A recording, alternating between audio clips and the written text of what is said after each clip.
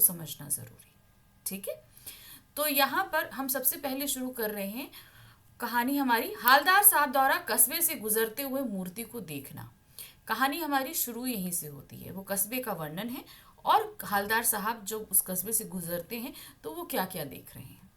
हालदार साहब हर 15वें दिन कंपनी के काम से उस से गुजरते थे, यानी कि उस गांव से वो गुजरते थे। जो हमारा कस्बा है उसमें कुछ पक्के मकान, एक छोटा सा बाजार, बालक बालिकाओं के 2 विद्यालय, एक सीमेंट का कारखाना, 2 खुली छत वाले सिनेमा घर तथा एक न्यायपालिका थी। तो हमारे जो इस पूरी कहानी के जो सहनायक जिनको हम बोल सकते हैं, नायक तो हमारा कैप्टन है लेकिन सहनायक जो हैं यानी कि जिन्हें हम सहायक कलाकार भी बोलेंगे, वो है हालदार साहब। उन्हें एक कंपनी में वो काम करते थे, तो उस कंपनी के काम के पर्पज से उन्हें हर 15 दिन के अंदर जो है इस कस्बे से गुजरना पड़ता है, जिस कस्बे की हम अब बात कर रहे हैं। अब ये कस्बा कैसा है, ना बहुत छोटा है ना बहुत बड़ा है, बस हाँ इतना है कि उसके अंदर थोड़ी बहुत चीज़ें हैं। क्या है उसके अंदर देखिए, उसमें कुछ पक्के मकान हैं, एक छोटा सा बाजार है, बालक बालिकाओं के 2 विद्यालय हैं, एक सीमेंट का कारखाना है, 2 खुली छत वाले सिनेमा घर तथा एक नगर पालिका भी है। अब नगर पालिका, इसी में बाजार के मुख्य चौराहे पर नेताजी सुभाष चंद्र बोस की एक संगमरमर की मूर्ति लगी हुई थी। अब छोटा सा बाजार है तो वो बाजार के चौराहे पर जो मेन सेंट्रल पॉइंट है उसमें नेताजी की संगमरमर की एक मूर्ति लगी है, नेताजी सुभाष चंद्र बोस, जिसे वह गुजरते हुए हमेशा देखा करते थे। तो हर 15 दिन में गुजरते और उस मूर्ति को देखते थे।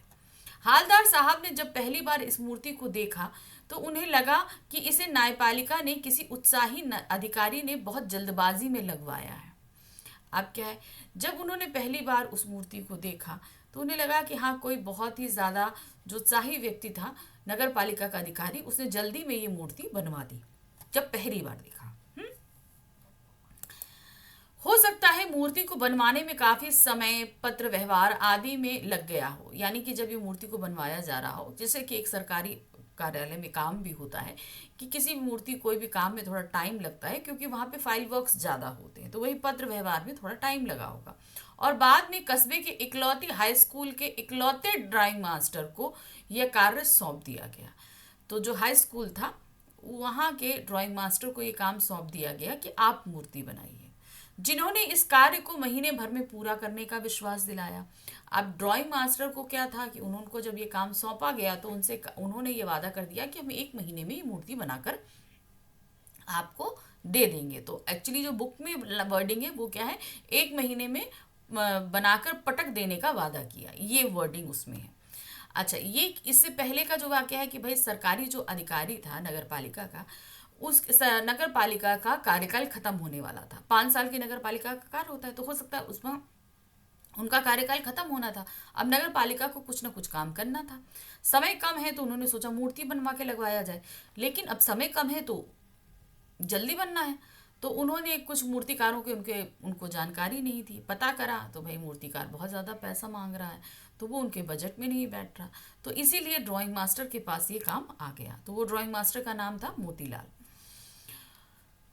मूर्ति संगमरमर की बनी थी और इसकी विशेषता यह थी कि उसका चश्मा सचमुच का था। अब मूर्ति 1 महीने में ड्राइंग मास्टर मोतीलाल जी ने बनाकर तो रख दी, लेकिन इस मूर्ति की एक कुछ अलग खास बात थी। मूर्ति पूरी बनी लेकिन इसका चश्मा नहीं बना। ठीक है, चश्मा अब या तो ड्राइंग मास्टर बनाना भूल गए या संगमरमर का बनाया गया होगा, टूट गया होगा, जो भी रीजन हो, लेकिन उस मूर्ति पे चश्मा नहीं था।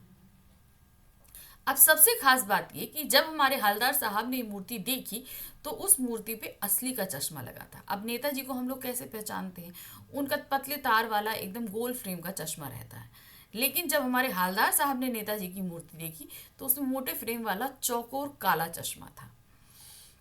हालदार साहब को मूर्ति बनाने वाले का यह नया विचार बहुत पसंद आया। जब हालदार साहब ने देखा कि अरे भाई ये मूर्ति बनाई गई है तो उन्हें बड़ा अच्छा लगा। क्या अच्छा लगा उसमें कि भाई मूर्ति तो कपड़े तो नहीं बदल सकती लेकिन चश्मा तो बदल ही सकती है, तो ये विचार उनको बहुत अच्छा लगा। अब मूर्ति के बदलते चश्मे का कारण, अब जब वो वहां से गुजरे, एक बार गुजरा तो काले फ्रेम वाला मोटा चौकोर फ्रेम का चश्मा था, दूसरी बार दूसरा चश्मा था। तो अब उनको ये लगा कि भाई हमें पता करना चाहिए कि ये चश्मा आखिर कैसे बदलता है। हालदार साहब जब अगली बार वहां से गुजरे तो उन्हें यह देखकर आश्चर्य हुआ कि इस बार नेताजी की मूर्ति पर दूसरा चश्मा लगा था। पहली बार जब देखा था तब दूसरा था, दोबारा देखा तो दूसरा चश्मा था। हालदार साहब ने पान वाले से इसका कारण पूछा। अब पूरा चौराहे पर जो है पान वाले की एक दुकान थी जिसके यहाँ भीड़ थी, तो उन्होंने कहा कि चलो भाई उसके यहाँ पान भी खा लेंगे और कारण भी पूछ लेंगे। वो गए पान वाले के पास कि भाई क्या कारण है कि ये जो मूर्ति का चश्मा बदलता है। उसने बताया कि कैप्टन इन चश्मों को बदलता रहता है। एक कैप्टन नाम का व्यक्ति बताया जो इस चश्मों को बदलता है। हालदार साहब ने सोचा कि कैप्टन कोई भूतपूर्व सैनिक या नेताजी की आज़ाद हिंद फौज का सिपाही होगा। अब जैसा कि नाम, हम किसी व्यक्ति का नाम सुने तो थोड़ा अज्यूम कर लेते हैं कि ये व्यक्ति ऐसा होगा, उसकी पर्सनालिटी ऐसी होगी। तो कैप्टन नाम से जो नेताजी हालदार साहब के दिमाग में जो चित्र बनता है वो एक फौजी का चित्र बनता है, या तो कोई फौज का सिपाही होगा, या उन्होंने सोचा कि आज़ाद हिंद फौज का कोई जो सिपाही होगा।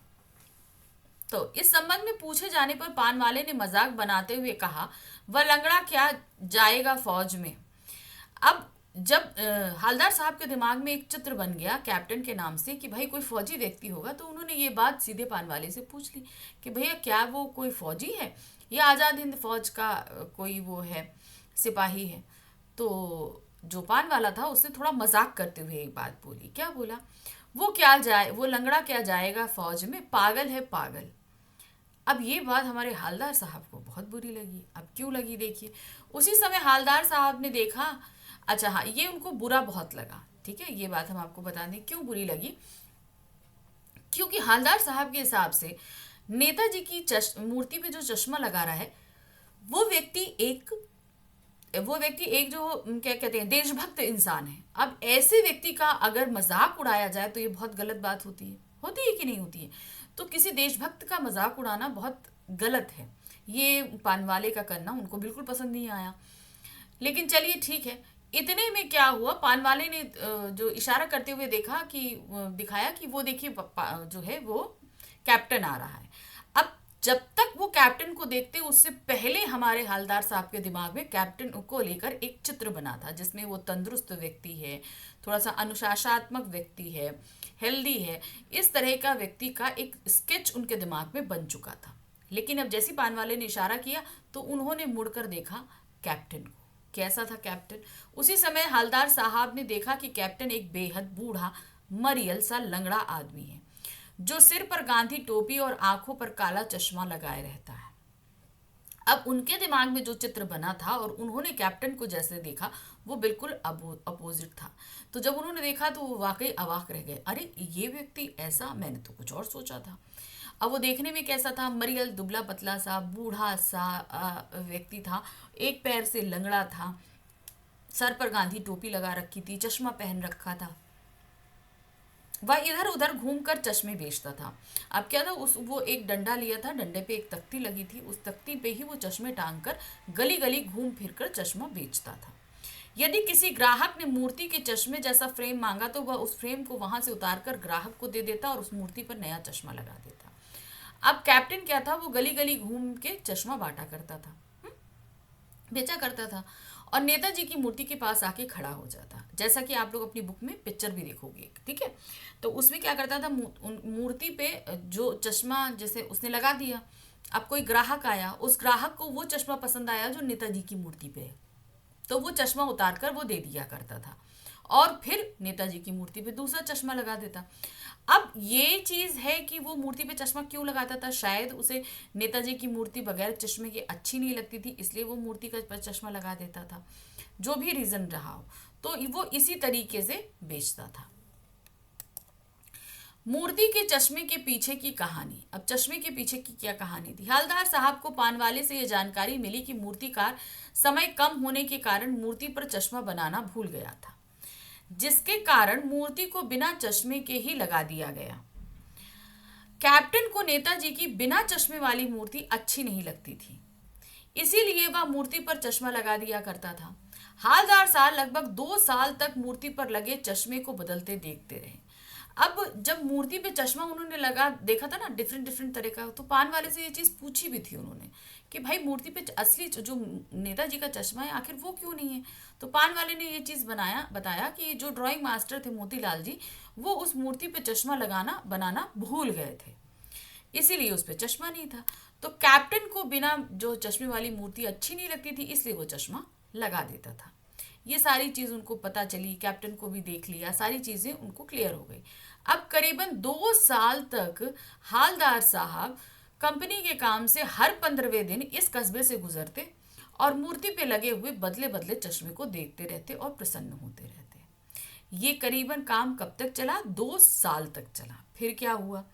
मूर्ति पर चश्मा नहीं होने का कारण, अब 1-2 साल तो ये काम चलता रहा। फिर एक बार उन्होंने देखा कि मूर्ति पर कोई चश्मा था ही नहीं। फिर क्या हुआ? एक दिन जब हालदार साहब फिर उसी कस्बे से निकले तो उन्होंने देखा कि बाजार बंद था और मूर्ति के चेहरे पर कोई चश्मा नहीं था।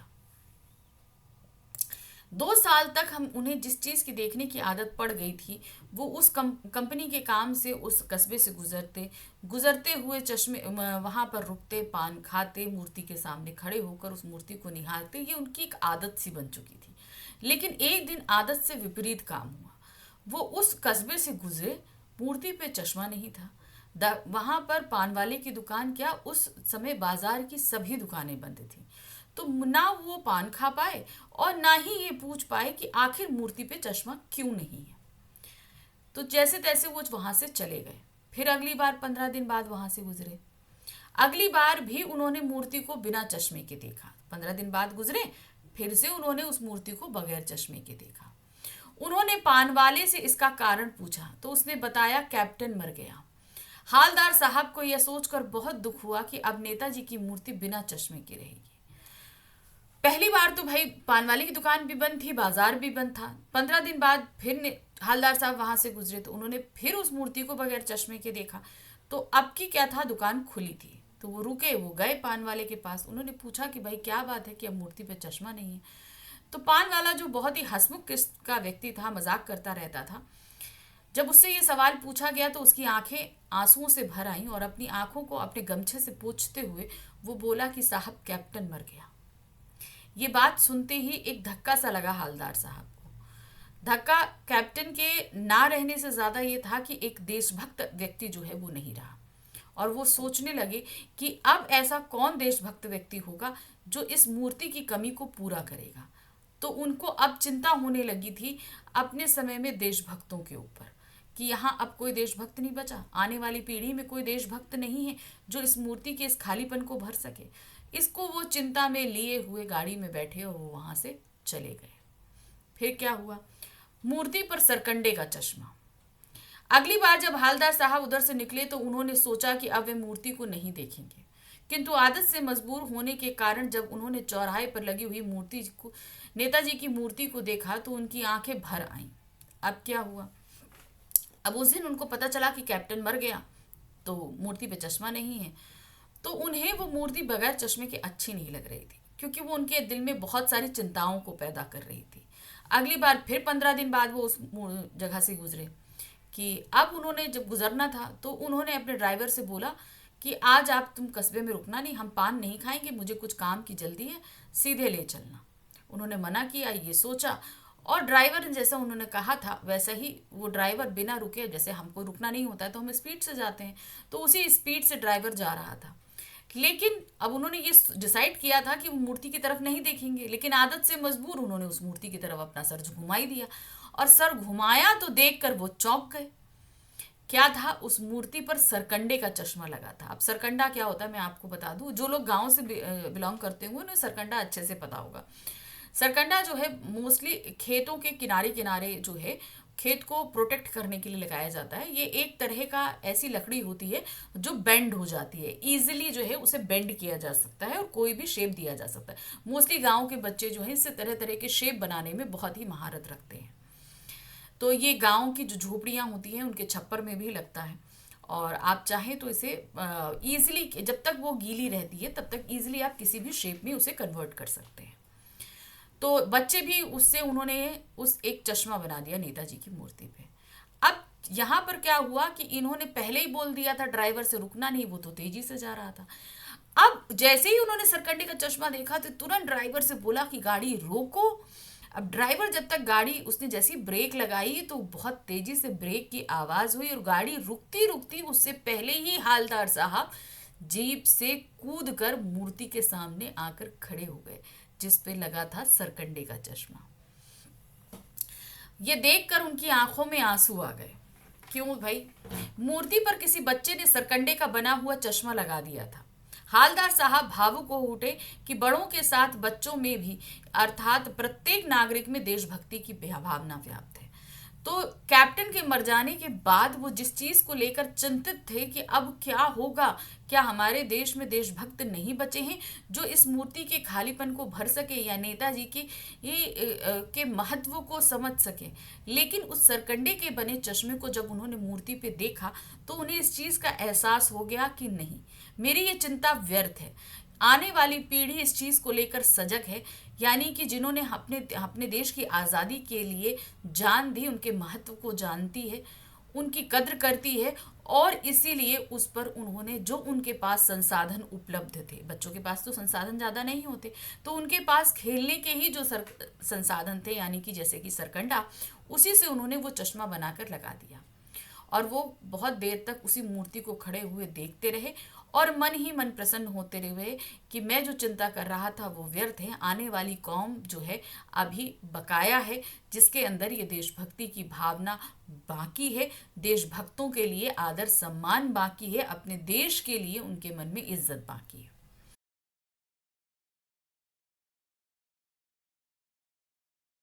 उसी के माध्यम से समाज में जितनी भी रूढ़ियां कुरीतियां व्याप्त हैं उन सभी को हटाने का प्रयास भी किया है। अब आ जाते हैं हम यहाँ पर अपने पाठ के सार पे। जैसा कि मैं पहले से बता रही हूँ कि ये पाठ का सार है। बुक आपके लिए पढ़ना ज़रूरी है। मैंने पढ़ा हुआ है बुक, इसलिए मैं आपको बीच बीच में जो चीज़ें इसमें मेंशन नहीं है उसे भी क्लियर करते हुए चलूँगी। लेकिन बुक अगर हम इनिशियली वो बोले तो आपको पढ़ना चाहिए, ठीक है ना? तो एक बार जरूर पढ़िएगा। बाल गोविंद भगत का बाह्य एवं आंतरिक व्यक्तित्व। तो सबसे पहले हम समझने क्या जा रहे हैं पाठ में, बाल गोविंद भगत का जो बाह्य यानी कि बाहरी रूप जो है और आंतरिक यानी कि अंदर से वो किस तरीके से है, वो दोनों चीजें। बाल गोविंद भगत लगभग 60 वर्ष के मंझौले कद के गोरे चिट्टे व्यक्ति थे। अब कैसे हैं, अब मैं आपको बता दूं।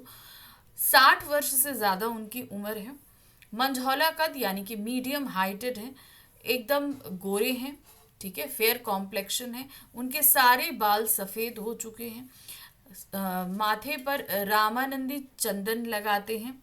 रामानंदी चंदन यानी कि जो सफ़ेद चंदन आता है उसे रामानंदी चंदन कहते हैं। कनफटी टोपी पहनते हैं, यानी कि एक ऐसी टोपी पहनते हैं जो कान के पास से थोड़ी फटी होती है। और साथ ही साथ गले में जो है तुलसी की जड़ की अनगढ़ माला पहनते हैं, यानी कि तुलसी का पौधा जो है उसकी जो जड़ होती है उसको सुखाकर उसे एक धागे में पिरोकर उसकी माला उन्होंने पहनी हुई है। शरीर पर सिर्फ वो लंगोटी यानी कि जितना शरीर ढकने के लिए कपड़ा जरूरी है उतना ही धारण करते हैं, यानी कि सिर्फ लंगोटी। लेकिन ठंड के समय में वो अपने ऊपर एक कंबल ले लेते हैं, ठीक है। तो अब देखिए यहाँ पर ये जो बातें मैंने बताई हैं इसमें भी मेंशन है। वह बहुत कम कपड़े पहनते थे, कमर पर एक लंगोटी मात्र और सिर पर कबीर पंथियों की सी ये टोपी लगाते थे। तो कबीर पंथी सी टोपी का मतलब समझ में आ गया, जो कान के पास से हल्की सी फटी, स्लिट ओपन जिसको हम बोलते हैं, वो रहती है। वो कबीर को ही अपना साहब मानते थे। अच्छा, तो ये तो हमने उनका बाहरी स्वरूप बताया। आंतरिक स्वरूप उनको हम बता दें, उनकी मान्यता क्या थी, वो कबीर में ज़्यादा आस्था रखते थे। जैसा कि मैंने अभी स्टार्टिंग में आपको बताया, कबीर में मान्यता रखने का तात्पर्य है कि उनकी जो भी सोच है, सब कुछ है जैसे कबीर सोचते थे वो उसी तरीके से उनकी सोच है। किसी भी धर्म में मान्यता ना रखते हुए भी सभी धर्मों की अच्छाइयों को फॉलो करना, किसी तरह का आडंबर नहीं, झूठ नहीं, दिखावा नहीं, ये सारा उनका मान्यताओं से चलते थे। इसीलिए कबीर को वो साहब कहते थे। उन्हीं के गीतों को गाते और उन्हीं के आदर्शों पर चलते। तो कबीर जी ने बहुत सारे दोहे, चौपाइयाँ, छंदों का निर्माण जो किया, उन्हीं की चौपाइयों को बाल गोविंद भगत गाते रहते थे। और उनके जो आदर्श जो चीजें हैं उनको मानते थे। वह कभी झूठ नहीं बोलते और सबसे खरा व्यवहार करते, यानी कि कभी झूठ नहीं बोलते। खरा का मतलब एकदम सच्चा व्यवहार, जैसा हम अपने अंदर किसी व्यक्ति के लिए सोचते हैं उसके मुंह पे उसी तरीके का व्यवहार करना ही खरा व्यवहार कहलाता है। वह इसका अर्थ यह नहीं कि वह कोई साधु थे, उनका एक बेटा और पतोहू यानी कि पुत्र वधू भी थी। तो यहाँ पर सबसे खरा व्यवहार करते थे, किसी भी चीज किसी की भी चीज हो बिना पूछे नहीं इस्तेमाल करते थे। तो इन सब से तो पता चलता है कि जैसे कि वो साधु हैं, उनका पहनावा है, उनका व्यक्तित्व जो चीजें हैं, इससे पता चलता है कि वो एक साधु व्यक्तित्व है। ऐसा नहीं है, वो एक गृहस्थ है, यानी कि उनका एक बेटा भी है और एक बहू भी है। थोड़ी सी खेती बाड़ी है और एक साफ सुथरा मकान है। थोड़ी सी खेती बाड़ी है यानी कि जीवन यापन के लिए कुछ तो काम करना है, कुछ तो करेंगे तभी तो भाई पैसा आएगा। तो वो खेती करके ही अपना जो है जीवन चलाते थे, और एक मकान भी है। उनका सबसे बड़ा गुण उनका मधुर कंठ और कबीर के प्रति अगाध श्रद्धा एवं प्रेम है। तो उनका सबसे बड़ा गुण क्या है?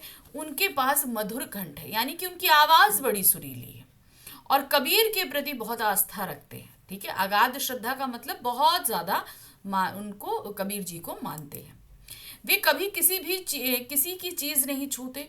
जो कुछ खेत में पैदावार होती उसे कबीरपंथी मठ में भेद स्वरूप ले जाकर रख देते, और वहां से प्रसाद स्वरूप जो कुछ मिलता उसी से गृहस्थी चलाते। अब क्या था, वो किसी की भी चीज को ऐसे नहीं उठा लेते, जैसे मैंने बताया, जैसे हमें कोई चीज जरूरत होती, कुछ होता तो हमने ले लिया, नहीं, वो ऐसा नहीं करते थे। बगैर पूछे वो कुछ भी नहीं करते थे। जो कुछ खेत में पैदावार होती उसे कबीरपंथी मठ में भेंट स्वरूप ले जाकर रख देते थे। कहने का तात्पर्य, अब खेत में खेती करते हैं, अब खेती करने पे जितना भी उनको अनाज मिलता, जो कुछ भी उनको मिलता, उसे ले जाकर, क्या सीधे, ये नहीं कि हमने कटाई करी तो हम सीधे घर ले आए, नहीं, कटाई करके वो सीधा कहाँ ले जाते थे? कबीरपंथी मठ में ले जाते थे। वहां पर जितना भी वो लोग रखते सारा रख लेते, और जो कुछ इनको वापस देते उसे प्रसाद समझकर अपना घर ले आते और उसी से अपनी जीविका चलाते थे, वही बनाते और वही सब खाते। वहां से प्रसाद स्वरूप जो कुछ मिलता उसी से गृहस्थी उनकी चलती थी। तो इतनी मान्यता थी कबीर में कि मतलब अपनी मेहनत से जो खेती करी है उसे जाके सारा दान कर देते थे, वहां से जो मिल जाता उसी में जीवन चलाते। अब दूसरा हम आ जाते हैं पॉइंट पे। बाल गोविंद भगत का संगीत के प्रति अगाध प्रेम था। जैसे हमने बताया कि उनके पास मधुर कंठ था, तो मधुर कंठ है तो उनका संगीत में आस्था भी बहुत है, वो बहुत अच्छा गाते हैं, और उनका एक नियम है गाने का। आषाढ़ की रिमझिम में जब समूचा गांव हल बैल लेकर खेतों में निकल पड़ता और बच्चे भी जब खेतों में उछल कूद कर रहे होते, उसी समय सबके कानों में एक मधुर संगीत लहरी सुनाई देती।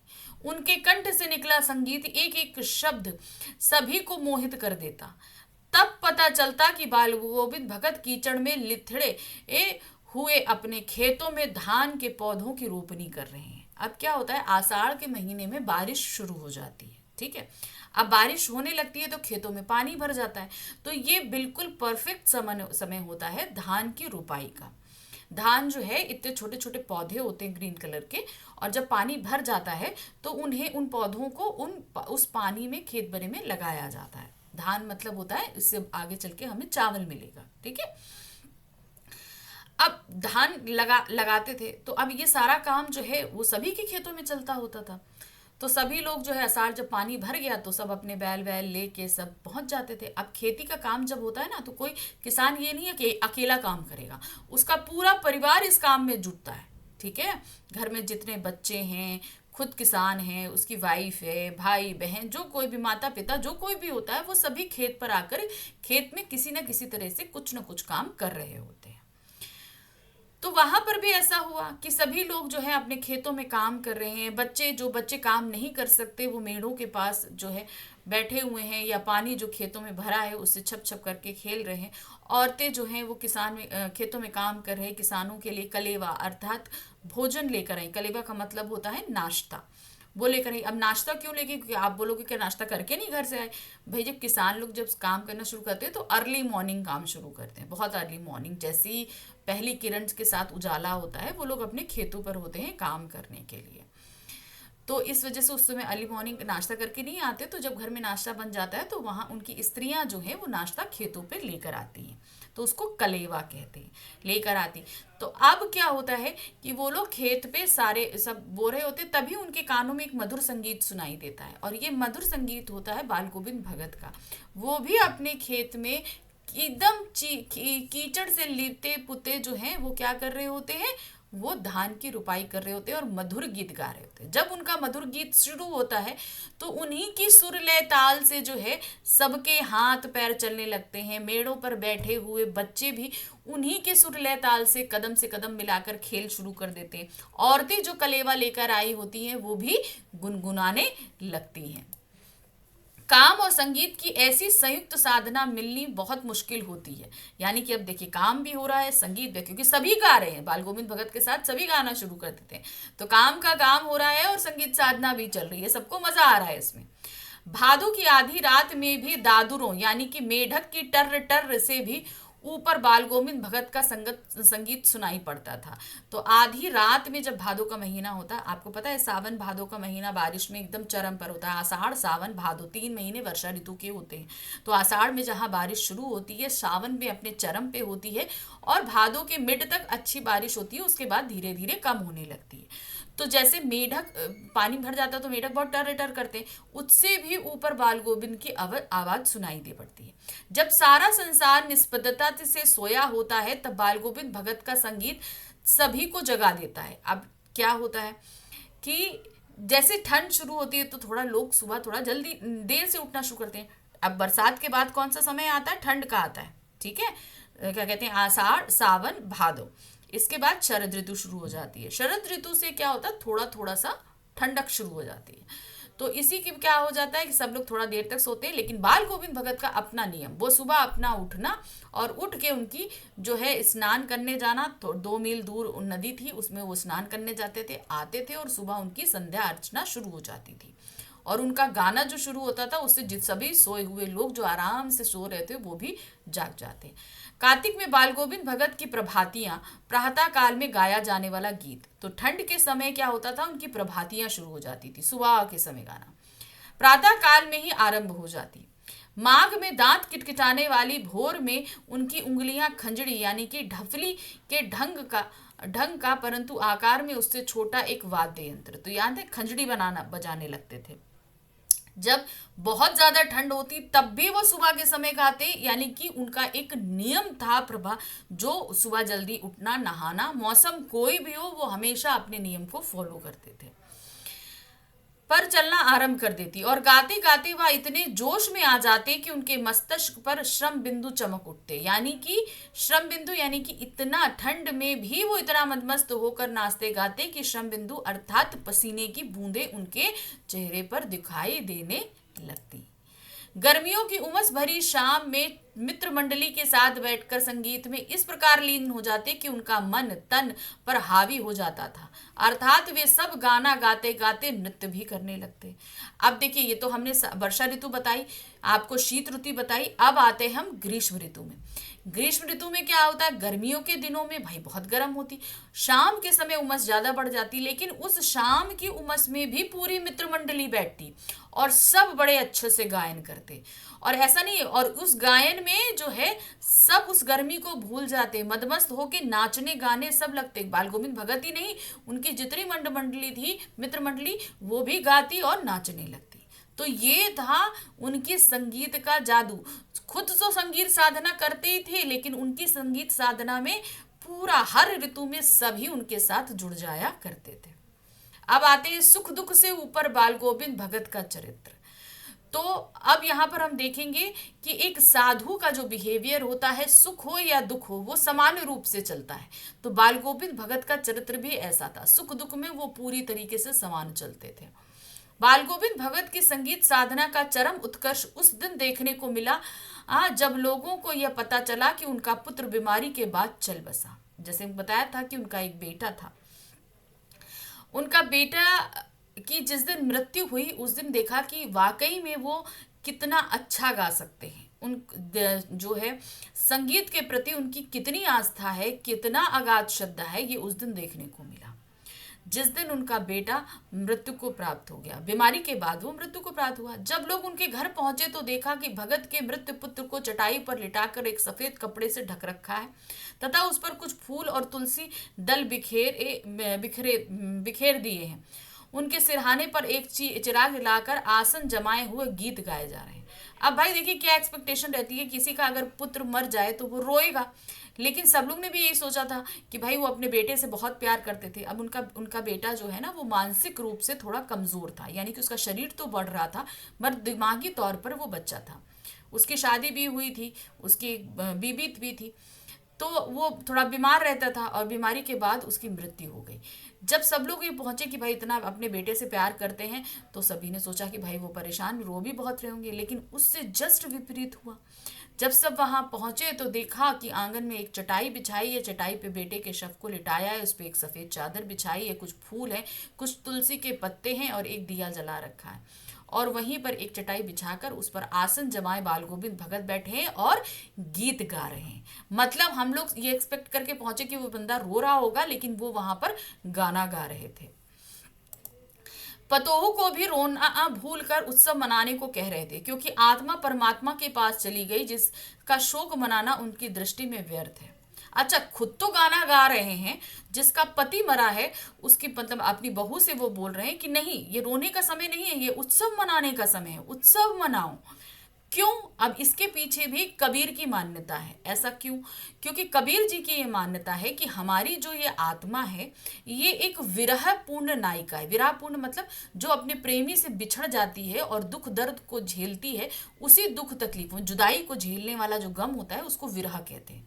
तो ये जो हमारी आत्मा है ये अपने प्रेमी यानी कि परमात्मा से बिछड़कर इस पृथ्वी पर आई है, और जब हम मरते हैं तो हमारी आत्मा निकलकर सीधे अपने प्रेमी से जाकर मिल जाती है, अर्थात परमात्मा से। तो ये गम करने का समय नहीं होता, ये उत्सव मनाने का समय होता है। इसलिए रो नहीं, उत्सव मनाओ। अब आते हैं बाल गोविंद भगत समाज सुधारक के रूप में। अब उनका एक व्यक्तित्व आता है समाज सुधारक के रूप में। क्या है देखिए, बाल गोविंद भगत कोई समाज सुधारक नहीं थे, किंतु अपने घर में उन्होंने समाज सुधारकों जैसा ही कार्य किया। कि मतलब अब उनको जैसे बताया कि जैसे एक नॉर्मल इंसान होता है, अपना गृहस्थ जीवन बिता रहा है, उसका जो व्यक्तित्व है वो कर रहा है, लेकिन उन्होंने समाज सुधारने लायक कोई काम नहीं किया। लेकिन अपने घर में जो नियम कायदे वो फॉलो करते थे उसको वो देख के लगता था कि हाँ, उनकी मान्यताएं एक समाज सुधारक के रूप में ही है। अपनी पतोहू से वह अपने पुत्र की चिता को आग दिलाई। श्राद्ध की अवधि पूरी होने पर पतोहू के भाई को बुलाकर उसके साथ भेजते हुए कहा कि इसका पुनर्विवाह कर देना, अभी यह जवान है। पतोहू के मायके ना जाने की जिद करने और यह कहने कि मेरे जाने के बाद आपके खाने पीने का क्या होगा, किंतु वो वे अपने निर्णय पर अटल रहे। तो अब क्या हुआ, अब इसको समाज सुधारक का उन्होंने कैसे स्वरूप दिखाया कि भाई उनका भाई पुत्र मर गया, पुत्र मरने के बाद बहू विधवा हो गई। तो अब हम लोग के यहाँ मान्यता क्या है कि स्त्री जो है वो शमशान घाट तक नहीं जाती है, हिंदू धर्म में यही माना जाता है। तो उन्होंने उससे जस्ट अपोजिट काम किया, अपनी बहू को शमशान घाट तक ले तो गए, लेकिन अपने बेटे को चिता की जो अग्नि होती है वो अपनी बहू से ही दिलवाई। भाई आप बाल गोविंद भगत खुद दे सकते थे, लेकिन नहीं, वो इस चीज को नहीं मानते थे। उन्होंने अपने बेटे की चिता को अग्नि अपनी बहू से दिलवाई। पहली मान्यता तो यहाँ पर उन्होंने समाज की तोड़ी और समाज को सुधारने की, मतलब इस बात से उन्होंने ये दिखाने की कोशिश करी कि समाज में स्त्री और पुरुष दोनों बराबर हैं। फिर दूसरा काम उन्होंने क्या किया, अब बहू हो चुकी थी विधवा, तो इसमें क्या किया, बेटे की श्राद्ध की अवधि होती है 1.25 महीने, वो 1.25 महीने जैसे ही कंप्लीट हुआ उसके बाद उन्होंने उसके बहू के मायके से उसके भाई को बुलाया। भाई को बुला से कहा कि इसको तुम अपने साथ ले जाओ और वहां जाके इसका दूसरा विवाह कर देना, क्योंकि बहू अभी यंग थी, उसके सामने उसका पूरा अभी जीवन पड़ा था।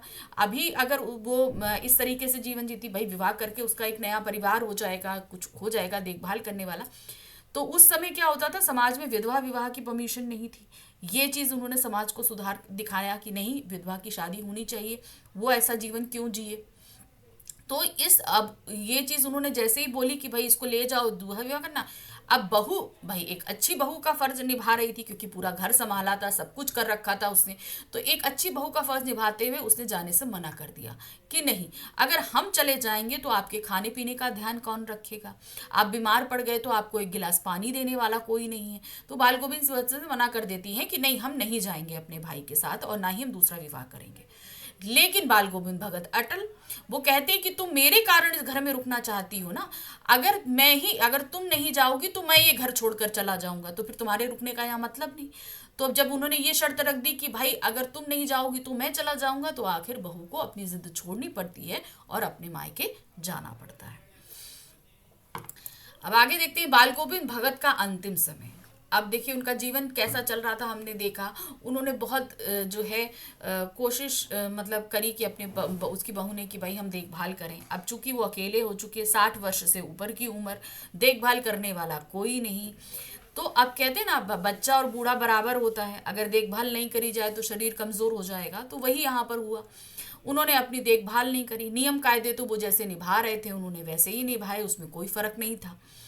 अब उससे इनका धीरे धीरे शरीर जो है वो जर्जर होता जा रहा था, वो कमजोर होते जा रहे थे।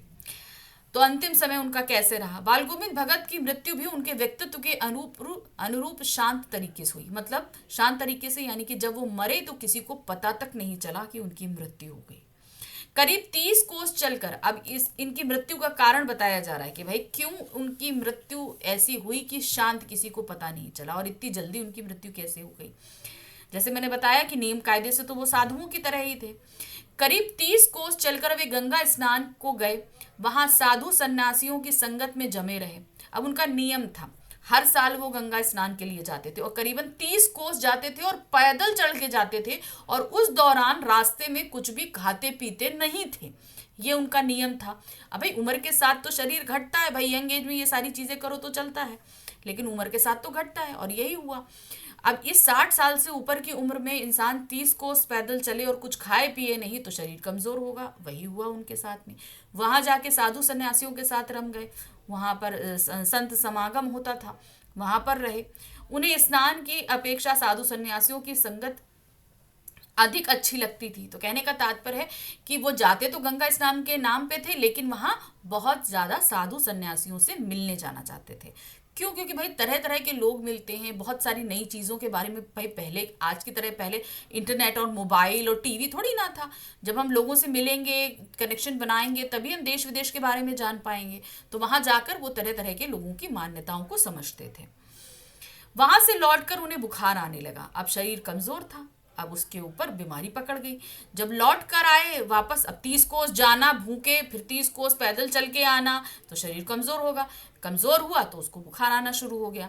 इस पर भी उन्होंने अपना नित्य नियम, दोनों समय का गीत, स्नान, ध्यान, खेती बाड़ी देखना इत्यादि नहीं छोड़ा। अब जैसे हम लोग के पास होता है, हम लोग की तबीयत खराब हुई तो चलो 2 दिन रेस्ट कर लेते हैं, तीसरे दिन सही होंगे फिर जाएंगे, लेकिन उनके साथ ऐसा नहीं था। उनको बुखार आए लेकिन उन्होंने तब भी सुबह उठकर वही 2 मील चढ़ के जाना, नदी में स्नान करना, वापस आना, सुबह की गीत गाना, खेती का काम करना, जो कुछ सारा अपना डेली रूटीन है वो करना, उसके बाद शाम को फिर गीत संध्या करना।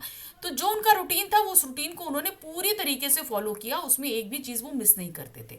उस दौरान भी जब उनकी तबीयत खराब थी, लोगों ने नियमों में ढील देने को कहा तो हंसकर टालते रहे और शाम को भी गीत गाते रहे। यानी कि सभी लोगों ने बोला कि भाई उनके घर में तो अब कोई था नहीं, बेटा मर गया, बहू को मायके भेज दिया, अब कोई था नहीं। तो आस पड़ोस के लोगों ने बोला कि भाई आपको अगर तबीयत नहीं ठीक है तो थोड़ा सा नियम कायदे छोड़ दीजिए, लेकिन वो हंसकर टाल दिया करते थे और जो उनका नियम था वो करते रहते। किंतु अब जिस दिन उनकी मृत्यु हुई, उस दिन शाम के समय जब वो गा रहे थे तब क्या हुआ? किंतु उस दिन उनके गीतों में वह बात नहीं थी। अगले दिन भोर में भगत का गीत ना सुनाई देने पर लोगों ने जाकर देखा तो वो स्वर्ग से धार चुके थे। एक दिन शाम को वो गाना गा रहे थे, उनके गानों में जो जोश, जो पकड़, जो भाव रहता है, उस दिन शाम को वो भाव, वो पकड़ नहीं थी। जैसे लगता नहीं है कि कोई माला टूट गई हो और उसका एक एक मोती जो है बिखर गया हो। तो वो जो उनके सुर, लय, ताल थे वो बिखरे बिखरे से महसूस हो रहे थे। तब भी उन्होंने गाना गाया, जाकर वो अपना जो रात में सो गए, और सुबह अपने नियम के अनुसार जब उनका गाना लोगों को नहीं सुनाई दिया तो सभी लोगों को बड़ा आश्चर्य हुआ कि भाई वो तो इतनी तबीयत खराब में भी अपने नियम कायदों को मानते थे, क्या हुआ कि भाई आज उनका कोई गीत नहीं सुनाई दिया। जाकर उनके घर में देखा तो बाल गोविंद भगत स्वर्ग से धार चुके थे, अर्थात उनकी मृत्यु हो चुकी थी। तो जैसा शांत पवित्र सहज रूप से उन्होंने अपना जीवन जिया, वैसे ही शांत रूप से उनकी मृत्यु भी हुई, जहां पर किसी को कुछ पता तक नहीं चला।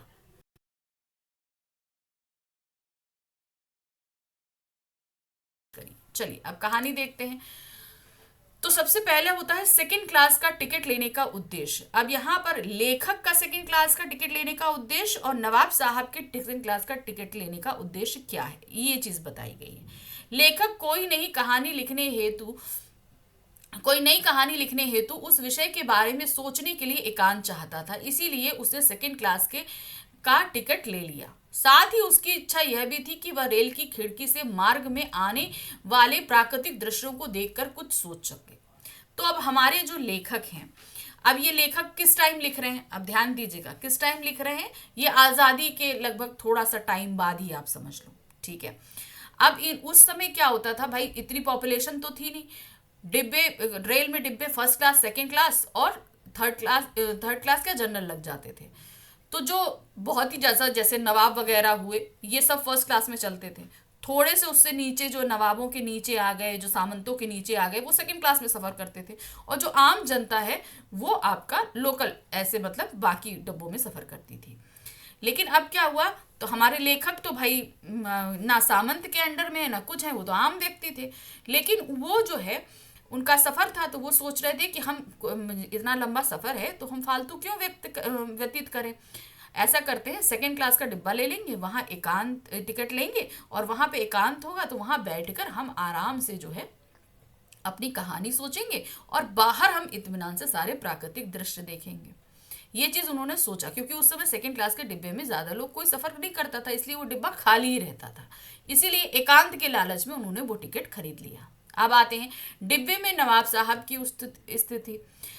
अब यहाँ पर एक चीज मैं आपको पहले और बता दूं, नवाब साहब वहां पर मौजूद थे किसी सेकंड क्लास में, जबकि नवाब साहब टिकट कहाँ खरीदते, उनको तो फर्स्ट क्लास का खरीदना चाहिए था। लेकिन उन्होंने क्यों खरीदा, क्योंकि वो किफायत, अब नवाबी तो रही नहीं तो पैसा तो ऐसे तो बहा सकते नहीं है, तो उस किफायत के चक्कर में उन्होंने सेकंड क्लास के डिब्बे का टिकट खरीद लिया कि भाई क्यों करना है, फर्स्ट क्लास में क्या सेकंड क्लास में जाना वही है। सेकंड क्लास का भाई फर्स्ट क्लास के डिब्बा के टिकट ज़्यादा महंगा आएगा, चलो हम सेकंड क्लास का खरीद लेते हैं। अब आते हैं डिब्बे में नवाब साहब की उपस्थिति। जिस डिब्बे में लेखक चढ़ा उसमें पहले से एक नवाब साहब पालथी मारे बैठे हुए थे। उनके सामने 2 ताजे खीरे तौलिए पर रखे हुए थे। लेखक ने उस डिब्बे में चढ़ने पर नवाब साहब ने कोई उत्साह नहीं दिखाया। अब लेखक तो बड़े गाड़ी चलने वाली थी, जल्दी से टिकट लिए चढ़ गए। उन्होंने ये सोचा था नवाब साहब ने कि खाली होगा, और इसी लालच में बैठे हुए थे नवाब साहब कि भाई इस डिब्बे में कोई नहीं आएगा, हम भी शांति से बैठे रहेंगे। अब जैसे हमारे लेखक चढ़े तो नवाब साहब की शांति में आ गया खलल, यानी कि कोई विघ्न पड़ गया।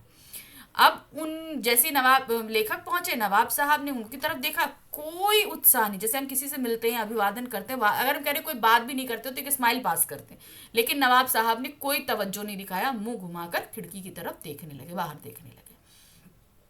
अब नवाब साहब बैठे थे, उनके सामने एक टॉवल पड़ी थी, उस टॉवल पे 2 खीरे रखे हुए थे। तो हमारे नवाब साहब, हमारे जो लेखक थे, उन्होंने जब नवाब ने कोई तवज्जो नहीं दिखाया तो वो भी जाकर सामने बैठ गए, उन्हीं के सामने बर्थ पर बैठ गए जाके। सामने होता है ना रेल के डिब्बे में आमने सामने 2 बर्थे होती हैं, इधर नवाब साहब बैठे, इधर हमारे लेखक। आप देखेंगे पिक्चर में, जो बुक में जो पिक्चर बनी है उसमें इसी तरीके से बना हुआ है, दोनों आमने सामने बैठे हुए हैं, मगर दोनों में कोई बात नहीं हो रही। भाई नवाब साहब ने कोई तवज्जो नहीं दिखाई तो हमारे लेखक काहे को बात करते, उन्होंने भी बात नहीं किया, वो भी जाके उन्हीं के सामने चुपचाप बैठ गए। लेखक को लगा कि नवाब साहब उनके इस डिब्बे में आने से इसलिए खुश नहीं है क्योंकि किसी सफेद पोच के सामने खीरे जैसा साधारण खाद्य पदार्थ खाने में उन्हें संकोच होगा। अब हमारे लेखक जब वहां बैठ गए तो अब वो विचार करने लगे कि आखिर नवाब साहब को हमारे यहाँ आने पर इतना ज्यादा क्यों गलत लगा। तो उन्होंने 2 कंक्लूजन निकाले। पहला कंक्लूजन था कि भाई नवाब होते हुए सेकंड क्लास के डिब्बे में कोई उन्हें सफर करता देख ले तो ये उनकी शान के खिलाफ है, शायद इसलिए उन्हें अच्छा नहीं लगा होगा। दूसरा, उनके सामने रखे थे खीरे। अब खीरे बहुत ही अपदार्थ वस्तु होते हैं, मतलब सस्ता मद्दा चीज। भाई बड़े लोग बड़ी बड़ी चीजें खाते हैं, खीरे कौन, बड़े बड़े नवाब कोई खीरा खाए, तो उनको शायद इसलिए असहज लगा होगा कि एक नवाब होते हुए खीरा खाए, इतना नामामूली सा चीज। इसलिए शायद नवाब साहब थोड़ा असहज हो गए हैं लेखक को देखकर कि कोई एक आम आदमी एक नवाब को खीरा खाते हुए देख ले। लेखक, नवाब साहब और खीरा, इन तीनों में अब क्या चीज चलती है देखिए। जब बहुत देर हो गई तो नवाब साहब को लगा कि वह खीरे किस प्रकार खाएं। तब हार कर उन्होंने लेखक को खीरा खाने का निमंत्रण दिया, जिसे लेखक ने धन्यवाद सहित ठुकरा दिया। भाई, जब हमारे लेखक पहुंचे तब तो आपने उनसे बात नहीं करी और बाद में आप बोल रहे हैं, बाद में अब उनको खीरा खाना था नवाब साहब को कि भाई अब अगर हम अकेले कैसे खा लें। तो उन्होंने हमारे लेखक को ऑफर किया कि लीजिए लीजिए खीरा खाइए। लेकिन हमारे लेखक, भाई आपने पहले ही हमसे बात नहीं करी तो हम आपका दिया खीरा कैसे खा लें। उनके अंदर भी मान अपना, तो उन्होंने भी खीरा खाने से मना कर दिया कि नहीं भाई हम खीरा नहीं खाएंगे, क्योंकि भाई मेरा मैदा कमजोर है। मैदा का मतलब होता है कि हमारा हाजमा जरा थोड़ा वीक है, इस समय पेट सही नहीं है, हम खीरा नहीं खाएंगे। लेखक द्वारा खीरा खाने के लिए मना करने पर नवाब साहब ने खीरों के नीचे रखे हुए तौलिए को झाड़कर सामने बिछाया, सीट के नीचे से लोटा उठाकर दोनों खीरों को खिड़की के बाहर धोया और तौलिए से पोंछ लिया। इसके बाद जेब से चाकू निकालकर दोनों खीरों के सिर काटे, उन्हें घिसकर उनका झाग निकाला और बहुत एहतियात यानी कि सावधानी पूर्वक से छीलकर खीरों की उन फांकों को करीने से तौलिए पर सजाया। यह सब करने के बाद उन्होंने उन फांकों पर जीरा मिला नमक और लाल मिर्च की सुर्ख बुरक दी। यह सब देखकर लेखक और नवाब साहब दोनों के मुंह में पानी आ गया। अब हमारे लेखक ने तो मना कर दिया, तो भाई ठीक है। अब नवाब साहब ने क्या किया, तौलिया बिछाई, झाड़कर तौलिए वो खीरों को धोया। धोने के बाद उन्हें जो कहते हैं ना खीरे को कड़वाहट निकालने के लिए घिसना पड़ता है, झाग निकाल के उसे घिसा, घिसने के बाद जो है उसे छीला, छीलने के बाद फांके काटी, उसमें नमक मिर्च सब बुरका और वो पनिया गए। अब जैसे खीरे के ऊपर नमक पड़ता है ना, उसमें से थोड़ा सा पानी छूटने लगता है, तो उसको बोलते हैं पनिहाना। तो वो पनिया गए। अब पनिहाते ही उन पनियाए खीरों को देखकर लेखक के और नवाब साहब दोनों के मुंह में पानी आ गया। अब हमारे लेखक अभी तक खाने के लिए मना कर चुके थे, नवाब साहब ने इसका सारा जतन किया था, वो भी खीरा खाना खा चाहते थे। अब इसके आगे क्या हुआ कहानी में, नवाब साहब का खीरा खाने का विशिष्ट ढंग। यह सब करने के बाद नवाब साहब ने एक बार फिर लेखक को खीरा खाने का निमंत्रण दिया। भाई पहले हमारे लेखक ने मना कर दिया था कि नहीं हम खीरा नहीं खाएंगे, तो अब उसके बाद में क्या हुआ, फिर से अब खीरा सामने कटा रखा है, नवाब साहब खाना चाहते हैं, लेखक का भी मन कर रहा है, लेकिन नवाब साहब ने जैसे पूछा हमारे लेखक ने मना कर दिया, क्योंकि वो पहले मना कर चुके थे, तो अब कैसे हाँ कर देते। तो अपने मान को बनाए रखने के लिए वो दोबारा भी मना कर देते हैं कि नहीं हम खीरा नहीं खाएंगे। ठीक है, अब क्या हुआ, अब क्या करा जाए, भाई लेखक ने तो मना कर दिया, अब कैसे खाया जाए। तो अब देखिए आगे क्या हुआ। खीरा खाने की इच्छा होते हुए भी लेखक ने नवाब साहब का प्रस्ताव यह कहकर ठुकरा दिया कि उनका मैदा कमजोर है, उन्होंने मना कर दिया। तब नवाब साहब ने फांकों को सूंघा, स्वाद का आनंद लिया और उन फांकों को एक एक करके खिड़की के बाहर फेंक दिया। इसके बाद लेखक की ओर देखते हुए तौलिए से हाथ और होठ पोंछ लिए। लेखक को लगा जैसे वह उससे कह रहे हों कि यह है खानदानी रईसों का तरीका। इसके बाद लेखक को नवाब साहब के मुंह से भरे पेट की ऊंची डकार का स्वर सुनाई दिया। अब लेखक ने दोबारा मना कर दिया कि भाई हम नहीं खाएंगे, हमारा मैदा कमजोर है। अब क्या करें नवाब साहब, अब हमारे एक तो पहली चीज हम नवाब और इतनी तुच्छ वस्तु खाने जा रहे हैं, जैसे तैसे कर लिया, उस पर पे हमारे सामने बैठे हुए एक आम आदमी ने हमारा नवाब साहब का ऑफर ठुकरा दिया, तो अब हम कैसे खा लें खीरा। तो अब इसको अपनी रहीसी और आन मान बनाने का कुछ तो तरीका निकालना था। तो उन्होंने क्या किया, जो खीरे इन्होंने इतनी मुश्किल से काटे थे, नमक मिर्च लगाया था, उसको एक एक खीरा उसको स्लाइस को उठाया, यानी कि उस फाँक को उठाया, मुंह तक लाए, नाक से सूंघा और सूंघने के बाद और जो सलाइवा जैसे आँख बना तो उसको अंदर की तरफ ले लिया। जो जैसे हम लोग कोई चीज़ अच्छी लगती है तो सलाइवा बनता है ना मुंह में, वो सलाइवा बना, उन्होंने अंदर की तरफ डकार लिया और उन फाँकों को खिड़की के बाहर फेंक दिया। इस तरह उन्होंने सारी फाँकों के साथ किया, एक भी फाँक नहीं खाई और सारी फाँकें बाहर फेंक दी। और ये करने के बाद जो तौलिया अब खाली हो गई थी उससे हाथ पोंछा, और हाथ पोंछते समय देख किसको रहे, हमारे लेखक को, सिर्फ ये दिखाने के लिए कि भाई हम नवाब हैं, हम अपनी रईसी दिखा रहे हैं, हम रईस हैं, हमने खीरे खरीदे, हमने फेंक दिए, तुमने मना किया तो हमने फेंक दिए, हम भी नहीं खाएंगे इतनी। तो एक तरीके से अपनी झूठी शान, अरे भाई अगर आपको खीरे खाने नहीं थे तो खरीदने नहीं चाहिए थे। सिंपल सा एक फैक्ट यही है कि अगर हमें खाने नहीं है तो हम खरीदेंगे नहीं।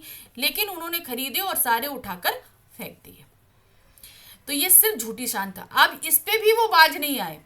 ये सारा करने के बाद बड़े आराम से लेट गए, जैसे लगता है उन्होंने बहुत मेहनत करी हो, सिर्फ उन्होंने खीरा ही तो छीला था। अब भाई नवाब साहब, यहाँ पे इनका ये चीज़ दिखाता है कि नवाब साहब बहुत नाजुक हुआ करते हैं, वो ज़्यादा मेहनत नहीं करते। इतना काम करने में वो थक गए और लेट गए। और लेटने के बाद ली डकार। डकार का मतलब होता है जैसे हम पेट भर जाता है तो हमको बर्ब आती है ना, वो बर्ब आई उनको। और वो बर्ब जैसे थी भरे पेट की। सिर्फ ये और उसके ये बर्ब लेने के बाद कह रहे हैं कि क्या, हमारे लेखक से कहते हैं कि खीरा होता बड़ा लजीज है लेकिन कमबख्त मैदे पर बड़ा ही बोझ डालता है, अर्थात हमारे हाजमे को बहुत बिगाड़ देता है। तो ये पूरी बात ही बता रहे थे कि देखो इतना मतलब हम जो है महक से हमारा पेट भर गया। अब यहाँ पर आगे क्या हुआ, नई कहानी का आधार, हमारे तो लेखक हैं, वो तो कहानी सोचने के लिए बैठे थे, तो उन्हें तो कहानी का एक प्लॉट मिल गया। यह देखकर लेखक सोचने लगा कि जब खीरे की सुगंध और स्वाद की कल्पना मात्र से पेट भर जाने की डकार आ सकती है, तो बिना विचार घटना और पात्रों के लेखक की इच्छा मात्र से नई कहानी क्यों नहीं बन सकती। तो अब यहाँ पर जो ये इन्होंने शब्द लिखे हैं, एज इट इज जो लिखे हैं बुक में, ये वही हैं।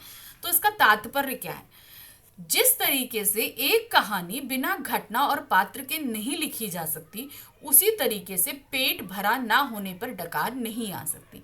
अर्थात हमारे लेखक जो हमारे नवाब साहब हैं, उन्होंने सिर्फ कृत्रिमता दिखाई है, यानी कि सिर्फ उन्होंने बनावट करी है, वो सिर्फ दिखावा कर रहे हैं, जबकि उनका पेट नहीं भरा है।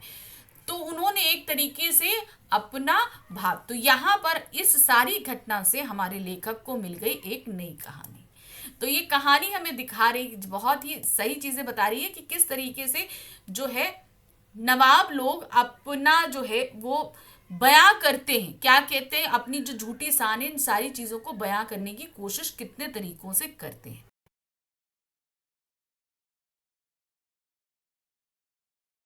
डिटेल में समझते हैं, यानी कि पाठ के सार को देखते हैं। लेखिका की मध्य प्रदेश और अजमेर की यादें। तो ध्यान रखिए, उनका जन्म कहाँ हुआ था, मध्य प्रदेश में, लेकिन उनकी यादें शुरू होती हैं अजमेर से। लेखिका ने अपने जन्म स्थान गांव भानपुरा, जिला मंदसौर, मध्य प्रदेश के साथ साथ राजस्थान स्थित अजमेर के ब्रह्मपुरी मोहल्ले के 2 मंजिला मकान से जुड़ी बहुत सी बातों को याद किया है। बहुत सारी बातें हम इसमें पढ़ने वाले हैं। अजमेर के इसी 2 मंजिले मकान में ऊपरी तल पर उनके पिता अव्यवस्थित ढंग से फैली बिखरी पुस्तकों, पत्रिकाओं और अखबारों के बीच या तो कुछ लिखते रहते थे या डिक्टेशन देते रहते थे। नीचे के कमरों में उनकी माँ, भाई, बहन और आदि रहते थे। तो इन्होंने ये तो बताया कि इनका जन्म इंदौर में हुआ और इंदौर से वो लोग अजमेर शिफ्ट हुए। तो अजमेर शिफ्ट होने के पीछे भी रीज़न था, क्योंकि इनके पिताजी काफ़ी नामी गिरामी पर्सन थे, मतलब काफ़ी फेमस व्यक्ति थे, इनके पास अच्छा खासा पैसा था, सब कुछ था, लेकिन किसी अपने के द्वारा जो है धोखाधड़ी की गई, जिससे इनको काफ़ी आर्थिक नुकसान हुआ और उन सभी के कारण इन्हें इंदौर छोड़कर अजमेर आना पड़ा। तो इनकी जो ये संस्मरण शुरू होता है, इनके अजमेर के 2 मंजिला मकान से शुरू होता है, जहाँ के पहले ऊपरी माले में, यानी कि जो फर्स्ट फ्लोर है, उस फर्स्ट फ्लोर पे इनके पिताजी रहा करते थे, जहाँ पर बहुत सारी किताबें, पत्र पत्रिकाएं, जहाँ पर अक्सर पिताजी या तो लिखते रहते या डिक्टेशन देते रहते थे। और नीचे वाली जो मंजिल थी, उसमें इनके माँ और भाई बहन और खुद मनु रहा करती थी। जो इनको यादें हैं ये उसी हिसाब से लिख रही हैं। पिता का अतीत एवं वर्तमान, तो जो मैंने आपको बता दिया उसी को हम देख रहे हैं। उनका अतीत रहा इंदौर में और वर्तमान है अजमेर में। लेखिका के पिता अजमेर आने से पहले मध्य प्रदेश के इंदौर में रहते थे, जहां उनकी बहुत प्रतिष्ठा थी, यानी कि उनका बहुत मान सम्मान था। वहां अनेक सामाजिक राजनीतिक संगठनों से भी जुड़े थे, मतलब बहुत ज़्यादा हम कहते हैं ना जो सोशल पर्सन होते हैं, उस तरीके के इनके पिताजी थे। उन्होंने शिक्षा का न केवल उपदेश दिया बल्कि बहुत से विद्यार्थियों को अपने घर रखकर भी पढ़ाया था। तो अजमेर में ये बहुत जो शिक्षा का काम करते थे, तो जो लोग जैसे बच्चे पढ़ नहीं पाते, फाइनेंशियली इतना एबल नहीं है या उनके पास इतना नहीं है कि वो समझ नहीं पाए, तो ऐसे बच्चों को वो अपने घर पे रहकर पढ़वाते भी थे। जिसमें से कई तो बाद में ऊंचे ऊंचे पदों पर भी पहुंचे। ये सब उनकी खुशहाली के दिनों की बात है जो लेखिका ने सुनी है। लेखिका को ये सारी चीजें याद नहीं है, उन्होंने सुना है, या तो अपनी बड़ी बहन से या माँ से, जिससे सुना। ये चीज़ इन्होंने इसमें मेंशन नहीं करी है, लेकिन वहाँ के दिन इनके बहुत खुशहाली भरे थे, क्योंकि वहाँ पर इनके पास पूरी समृद्धि थी, यानी कि अच्छा खासा फाइनेंशियल सपोर्ट होने के कारण इनका जीवन वहाँ बहुत अच्छे से व्यतीत हो रहा था, जो लेखिका ने सुना बाद में। कहाँ? अजमेर में। अब पिता का वर्तमान देखिए क्या है। लेखिका ने स्वीकार किया कि उनके पिताजी अंदर से टूटे हुए व्यक्ति थे, जो एक बहुत बड़े आर्थिक झटके के कारण इंदौर से अजमेर आए थे और केवल अपने बलबूते पर अपने अधूरे अंग्रेजी हिंदी शब्दकोश यानी विषयवार को पूरा कर रहे थे। तो समझ में आया आपको? उनको बहुत सारा आर्थिक झटका लगा, जिसकी वजह से वो कहाँ आ गए? इंदौर से अजमेर। और यहाँ पर सिर्फ अपने बलबूते पे, यानी यहाँ पर इन्होंने किसी का सपोर्ट नहीं लिया, हिंदी अंग्रेजी से हिंदी शब्दकोश यानी कि वो डिक्शनरी तैयार कर रहे थे। इस कार्य में उन्हें यश प्रतिष्ठा तो बहुत दी, किंतु अर्थ नहीं दिया। जब ये डिक्शनरी बनकर तैयार हुई तो लोगों ने इनकी बहुत प्रशंसा करी, बहुत वाहवाही करी, लेकिन इनको पैसा प्राप्त नहीं हुआ, जिससे इनकी आर्थिक स्थिति में कोई सुधार नहीं हुआ। यानी कि क्या हुआ? ये इन्होंने सोचा था कि भाई ये काम हम करेंगे तो हमें फाइनेंशियली काफ़ी सपोर्ट मिलेगा, लेकिन उन्हें वो सपोर्ट नहीं मिला, यानी कि पैसे इनको प्राप्त नहीं हुआ, और इनकी सकारात्मक सोच नकारात्मक सोच में परिवर्तित होती चली गई। तो हर चीज़ जो भी हम काम करते हैं उसमें कोई ना कोई पॉजिटिविटी देखते हैं। तो ये जब डिक्शनरी तैयार कर रहे थे तो इनके पिताजी के अंदर एक पॉजिटिव मोटिवेशन था कि हम जब ये तैयार करेंगे तो भाई हम फेमस तो होंगे ही होंगे, लेकिन साथ में हमें कुछ पैसे मिलेंगे जिसकी वजह से हमारी हालत में सुधार होगा। भाई पब्लिसिटी तो बहुत मिली, बहुत फेमस हुए, लेकिन पैसा नहीं मिला। इसलिए वो जो एक पॉजिटिविटी थी जो उनको प्रेरित कर रही थी, वो धीरे धीरे क्या हुई?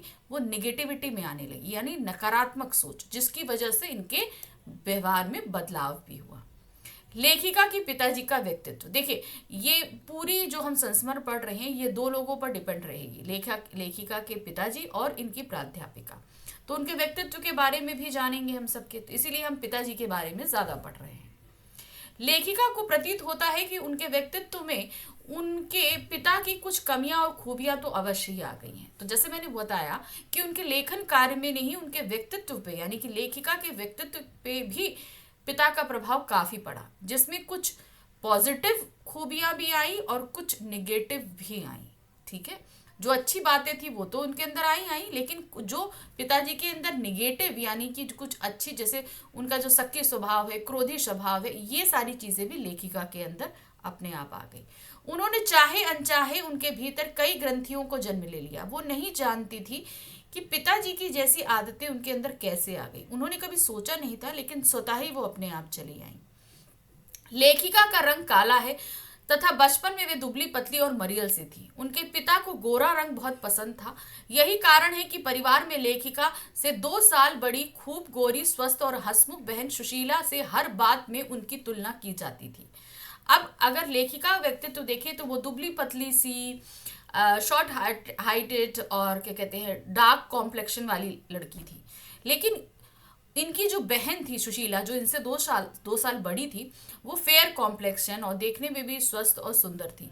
तो अक्सर हर बात में पिता इन दोनों को कंपेयर किया करते थे, और जो है हमारी लेखिका को किसी न किसी बात में वो नीचा दिखा दिया करते थे, जिसकी वजह से लेखिका के अंदर लेखिका धीरे धीरे अपना जो एक कॉन्फिडेंस है वो लूज करती हुई चली गई। इससे लेखिका के भीतर हीन भावना उत्पन्न हो गई, जो आज तक है। तो वही हीन भावना का तात्पर्य क्या होता है? उनका कॉन्फिडेंस लूज हो गया। वो अपने आप पर कोई भी मैं ये काम करूंगी, कर पाऊंगी कि नहीं कर पाऊंगी, तो इस चीज से वो अपने अंदर कॉन्फिडेंस नहीं ला पाई। इसी का परिणाम है कि इतना नाम और प्रतिष्ठा प्राप्त करने के पश्चात भी जब उनकी लेखनी उपलब्धियों की प्रशंसा की जाती है तो लेखिका संकोच में सिमटने और गड़ने लगती है। अब इतनी बड़ी लेखिका हमारी बन चुकी है मनु भंडारी, तो उनकी जब बहुत ज्यादा वाहवाही करी जाती है, अरे आपने इतना अच्छा काम किया, ये सारी चीजें करी, तो उसको वो खुल के एक्सेप्ट नहीं कर पाती कि मेरे अंदर तो इतनी बचपन से अगर किसी के अंदर खामी निकाली जाए तो वो सारी अच्छाइयाँ वो एक्सेप्ट नहीं कर पाती है। तो वही है कि वो एक्सेप्ट नहीं कर पा रही है, और इतनी उनकी प्रशंसा करी जाए तो वो आसानी से उस चीज़ को पचा नहीं पाती कि नहीं, शायद ये किसी और के बारे में बात हो रही है। अब आते हैं पिता से विपरीत स्वभाव वाली माँ। अब अपनी माँ के बारे में बताती हैं वो।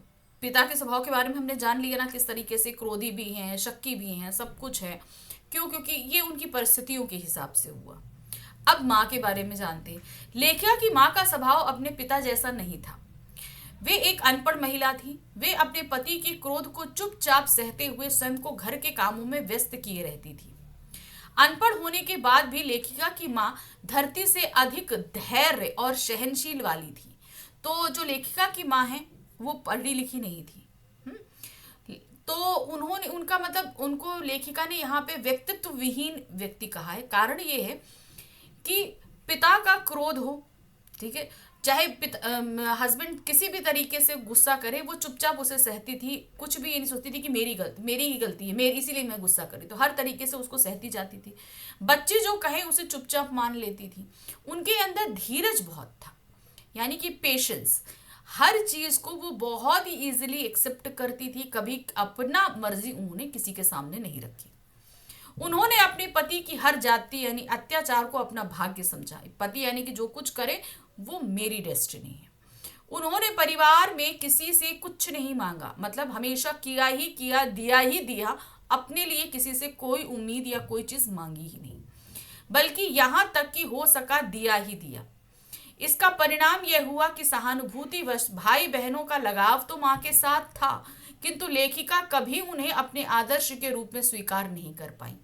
यानी कि माँ की ये कंडीशन देखकर उनके साथ पूरी सिंपैथी रखते थे बच्चे, लेकिन उनको देखकर अपने जीवन में एक आदर्श सेट करें कि हाँ हमें ऐसा बनना है, ऐसा नहीं हुआ। लेखिका का परिवार और आस पड़ोस, ठीक है। अब परिवार आस पड़ोस उन्होंने क्यों बताया? क्योंकि इनके जीवन में इनका बहुत प्रभाव पड़ा, क्योंकि इसका असर इनके आगे आने वाली लिखी जानी कहानियों में था। लेखिका 5 भाई बहनों में सबसे छोटी थी। जिस समय उनकी सबसे बड़ी बहन का विवाह हुआ उस समय लेखिका लगभग 7 साल की थी। तो सबसे बड़ी बहन का विवाह जब हुआ तो वो सिर्फ 7 ईयर्स की थी। तो देखिए बहुत सारा डिफरेंस था। अपने से 2 साल बड़ी बहन सुशीला के साथ लेखिका ने लड़कियों के सारे खेल खेले, मतलब एक जैसे सहेलियां होती है ना उस तरह से उन्होंने सारे खेल खेले। वैसे तो उन्होंने लड़कों वाले खेल भी खेले, किंतु भाई घर में कम रहा करते थे, इसलिए वह लड़कियों वाले खेल अधिक खेल सकी। तो लड़के वाले खेल जैसे कि आप पतंग उड़ाना है, ठीक है, गिल्ली डंडा खेलना है, ये सब उन्होंने किया। क्योंकि भाई ज्यादा टाइम तक घर पे नहीं रहता था, इसलिए उनके साथ ज्यादा समय नहीं बिताया, इसलिए लड़कों वाले खेल नहीं हो पाते थे। बहन हमेशा उनके साथ रहती थी, तो वो सारे खेल बहन के साथ होते थे इनके। उस समय पड़ोस का दायरा आज की तरह सीमित नहीं था। आज तो हर व्यक्ति अपने आप में सिमट कर रह गया है। पास पड़ोस की यादें कई बार कई पात्रों के रूप में लेखिका की आरंभिक रचनाओं में आ गई हैं। अब के अपने पड़ोस के बारे में बताते हुए कहती है कि उस समय पड़ोस का दायरा सिर्फ हमारे दरवाजे तक सीमित नहीं था, मतलब हमारा घर ही हमारा पड़ोस था। अब इसका कहने का तात्पर्य ये है, हम पड़ोस में आना जाना एकदम परिवार की तरह होता था। क्यों ऐसा होता था? देखिए मैं बता दूं, ऐसा होता था कि जब हम पड़ोस में, जैसे पड़ोस में आजकल हम लोग बोलते हैं हेलो अंकल, हेलो आंटी, ऐसे नहीं होता था। क्या होता था? वहाँ चाचा चाची, ताऊ ताई, दादी अम्मा, इस तरीके से वह होता था। तो यानी कि वो पड़ोस जो है, पड़ोस वाले वो घर के सदस्य होते थे। आजकल हम लोग फ्लैट संस्कृति की वजह से क्या हुआ है, अपने घर के अंदर तक ही सीमित रह गए। पड़ोस में क्या हो रहा है क्या नहीं हो रहा है हमें इससे कोई मतलब ही नहीं। तो इनके आस पड़ोस के जो लोग रहे, वो जो पात्र रहे, ये इनकी जो इन्होंने आरंभ में यानी कि जब इन्होंने लेखन कार्य शुरू किया तो उस समय जो कहानियां लिखी इन्होंने, वो सभी पात्र जो हैं इनकी कहानियों में स्वतः ही आ गए। 40 के दशक में लड़कियों के विवाह की आयु एवं योग्यता। अब इसके बारे में क्या बताते हैं? 40 के दशक में लेखिका के परिवार में लड़कियों के विवाह की अनिवार्य योग्यता थी 16 वर्ष की उम्र और मैट्रिक तक की शिक्षा। यानी कि 40s का दौर जब था, तो उस समय हम ये बोलेंगे कि भाई उस समय गवर्नमेंट ने कोई ऐसा रूल नहीं बनाया था कि कितने साल में शादी होनी चाहिए। तो उस समय 16 साल की उम्र होनी चाहिए और लड़की को मैट्रिक पास होना चाहिए, तो वो शादी के योग्य हो गई है। वर्ष 1944 में लेखिका की बहन सुशीला ने यह योग्यता पाई और शादी करके कोलकाता चली गई। यानी कि 1944 में इनसे 2 साल बड़ी बहन सुशीला की शादी हो गई, क्योंकि वो 16 साल की हो चुकी थी और उसने मैट्रिक भी पास कर लिया था। दोनों बड़े भाई भी आगे पढ़ाई करने के लिए कोलकाता चले गए। तो आगे की पढ़ाई करने के लिए वो कहाँ चले गए? कोलकाता।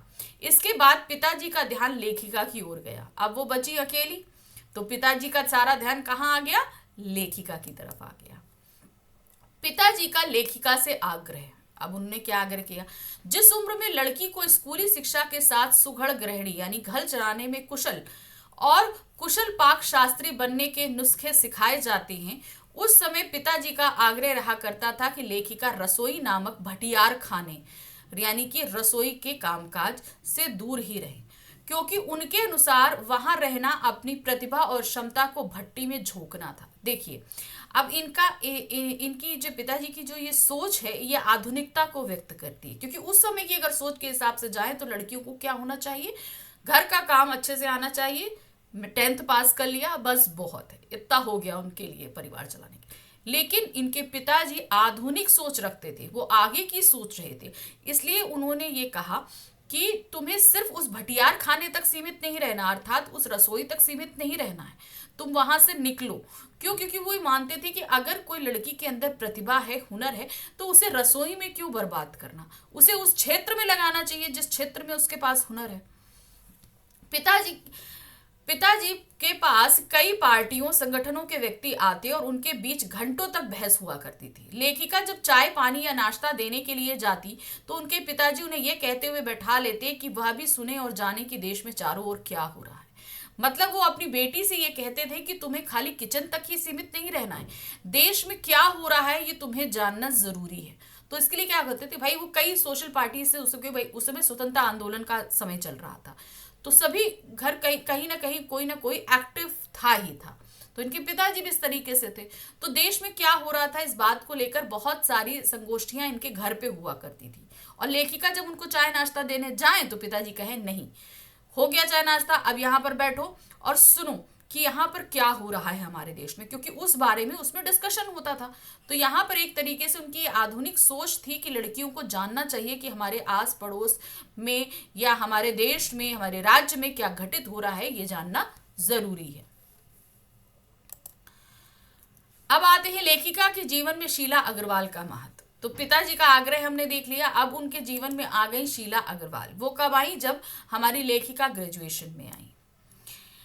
वर्ष 1945 में लेखिका ने हाई स्कूल पास करके सावित्री गर्ल्स हाई स्कूल, जो पिछले वर्ष ही कॉलेज बना था, उसमें फर्स्ट ईयर में प्रवेश लिया। उस समय उनका परिचय शीला अग्रवाल से हुआ। ठीक है, कहाँ हुआ? शीला अग्रवाल से, जो उसी वर्ष हिंदी की प्राध्यापिका नियुक्त हुई थी। तो प्राध्यापिका का मतलब हम आपको समझें, दो चीजें होती हैं, एक अध्यापिका होती है, एक प्राध्यापिका होती है। तो अध्यापिका का मतलब टीचर और प्राध्यापिका मतलब प्रोफेसर। ठीक है, ये आपको ध्यान रखना होगा। तो ये कॉलेज में थी, तो वहां पर क्या हुआ? प्रोफेसर हुआ।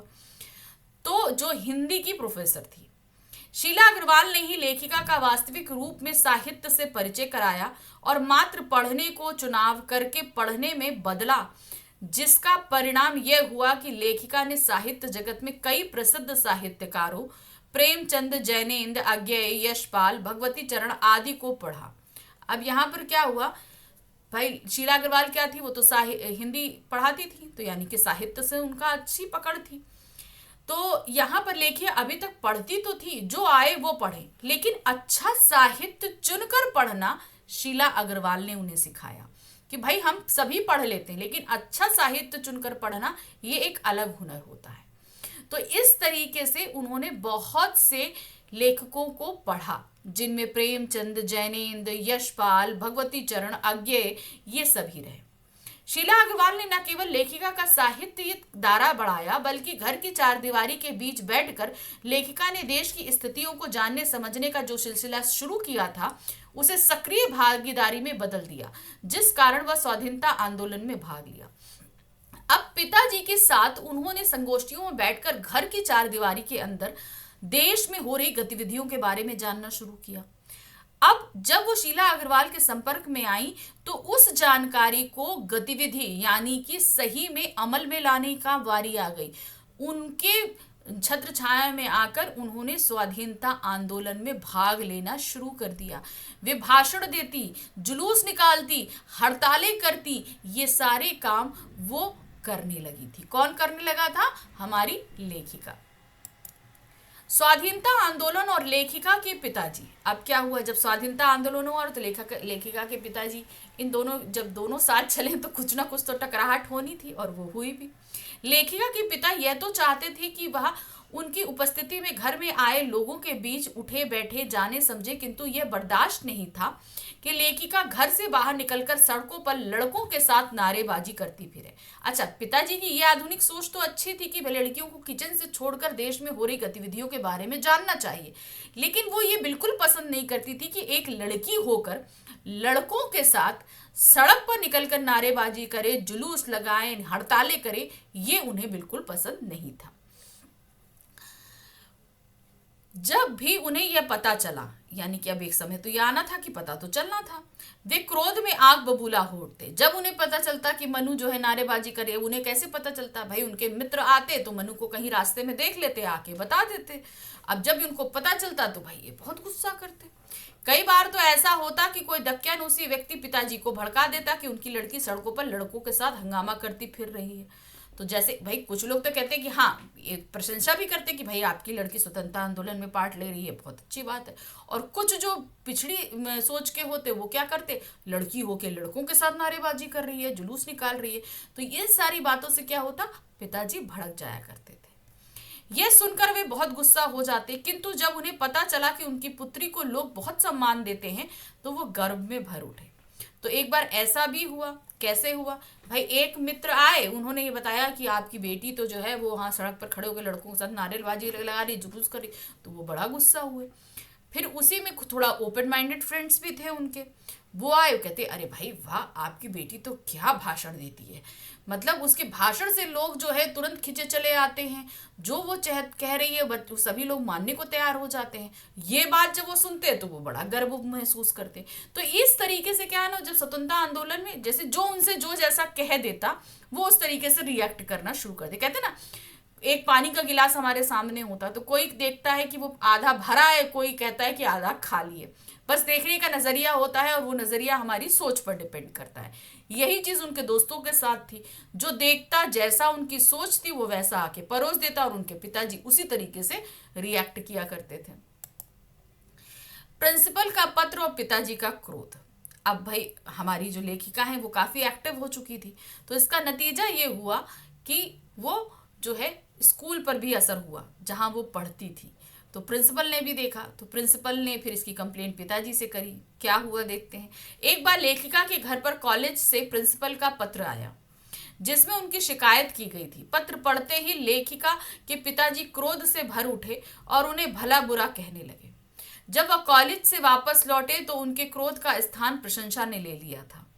उन्हें यह जानकर बहुत खुशी हो रही थी कि उनकी पुत्री को कॉलेज में छात्राएं इतना सम्मान देती हैं कि उनके एक बार कह देने पर अपनी कक्षाओं का बहिष्कार करते देती हैं। अब क्या, हमारी लेखिका जो है वो आंदोलन में एक्टिव हो चुकी थी काफी। तो जब जिस कॉलेज में पढ़ रही थी वहां पर क्या हुआ कि जब वो किसी को हड़तालें करना या नारेबाजी करने के लिए बुलाती तो सारी छात्राएं सब स्कूल क्लासेस छोड़ के सब बंद करके आ जाती और उनके साथ शामिल हो जाती। तो प्रिंसिपल ने जब ये बात देखी तो वो पिताजी को पत्र लिखा कि हम मनु को जो है स्कूल से निकाल रहे हैं, मतलब कॉलेज से हम रेस्टिकेट कर रहे हैं। तो भाई पिताजी को जब ये पता चला तो वो बहुत गुस्सा हुए, मनु पे बहुत गुस्सा है। फिर वो कॉलेज गए। कॉलेज में प्रिंसिपल ने सारी बात बताई। तो पहले जो गुस्से में गए थे उन्हें बड़ा गर्व महसूस हुआ कि उन जो ये गर्व करने का बात ये भी थी कि जो सम्मान, जो दबदबा वो चाहते थे वो उनकी बेटी ने पा लिया था।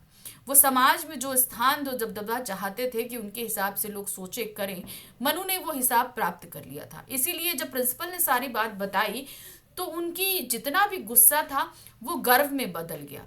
क्योंकि उनकी बेटी वही काम कर रही थी। वर्ष 1947 और लेखिका।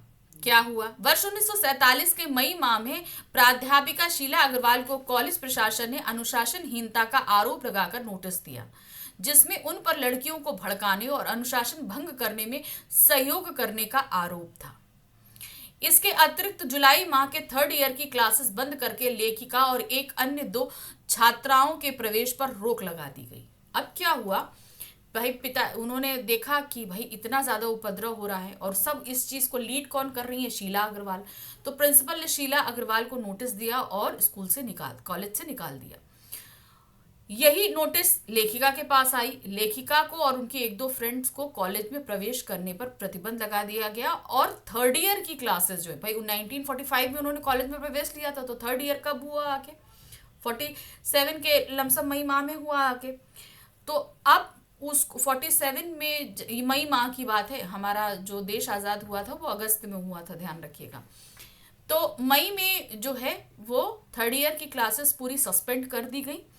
लेखिका को कॉलेज में प्रवेश निषेध कर दिया गया, उनके साथ दो उनकी और फ्रेंड्स को और शीला अग्रवाल को भी कॉलेज से निकाल दिया गया। ये सारा काम हुआ मई 1947 में। इस बात पर लड़कियों ने कॉलेज से बाहर रहकर प्रशासन के निर्णय के विरुद्ध खूब प्रदर्शन किया। इसका परिणाम यह हुआ कि कॉलेज प्रशासन को थर्ड ईयर की क्लासेस पुनः शुरू करनी पड़ी।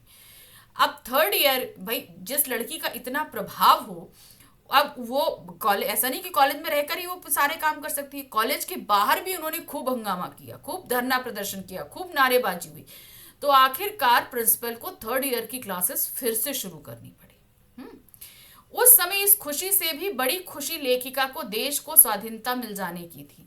मतलब जब थर्ड ईयर की क्लासेस शुरू की गई, वो उनके लिए सबसे बड़ी खुशी होनी चाहिए थी, लेकिन वो खुशी भी फीकी पड़ गई क्योंकि जस्ट उसी समय हमारा देश भी आज़ाद हो गया। उससे बड़ी खुशी हो गई, हमारे देश को आज़ादी मिल गई। तो वो थर्ड ईयर की जो क्लासेस रिज्यूम की गई, वो खुशी कहीं पर फीकी सी, यानी कि पीछे से रह गई।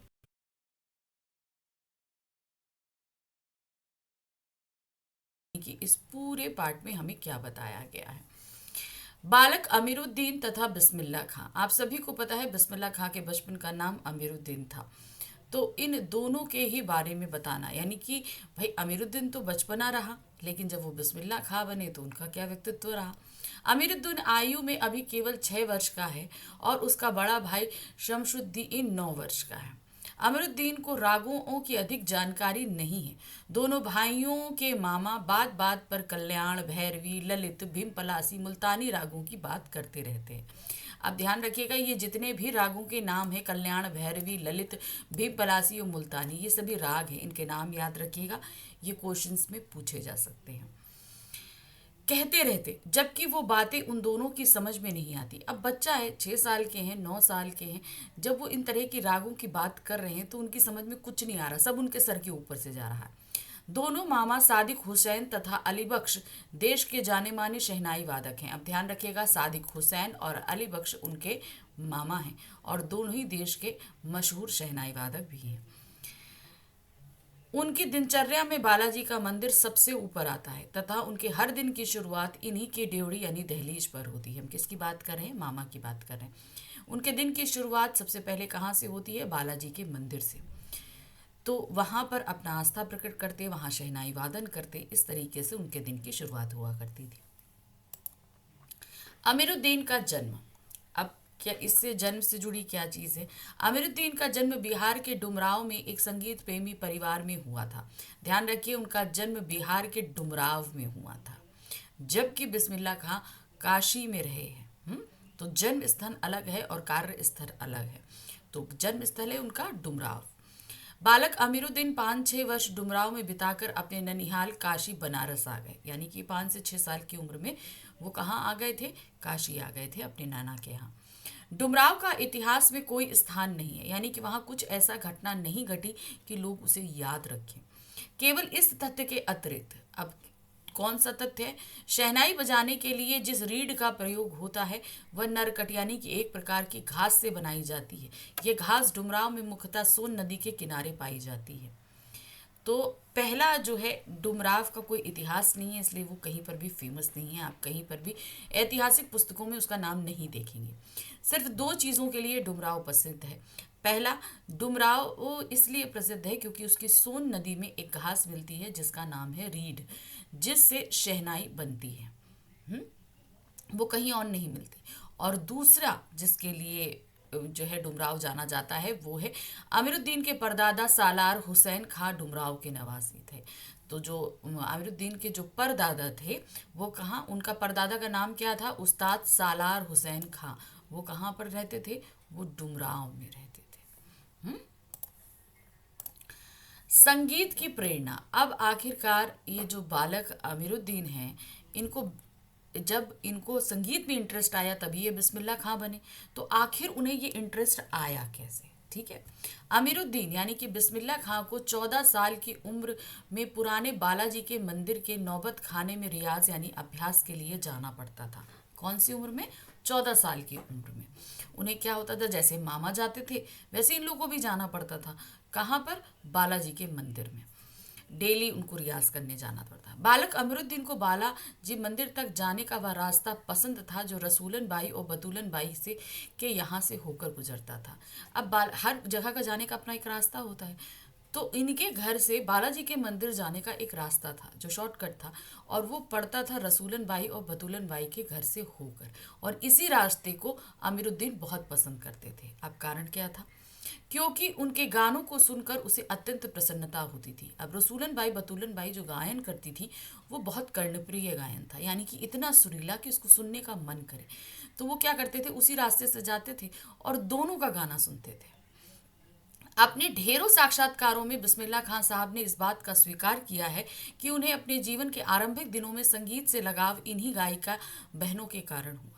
यानी कि पहले शहनाई तो बजाते थे, लेकिन अब चूंकि मामा बजा रहे, नाना बजा रहे हैं, तो जाहिर सी बात है उनको भी बजाने के लिए जाना पड़ता था। अब उनके अंदर सुर भी थे तो बजाते भी थे। अब आगे क्या हुआ कि ये हुआ, संगीत के प्रति अभी उनका लगाव नहीं था। कुछ भी कर लो, इतना अभी वो कहते हैं ना, एक हम पूरी तरह डिवोटेड हो जाए जिस काम के लिए, वो चीज़ अभी इनके अंदर नहीं थी।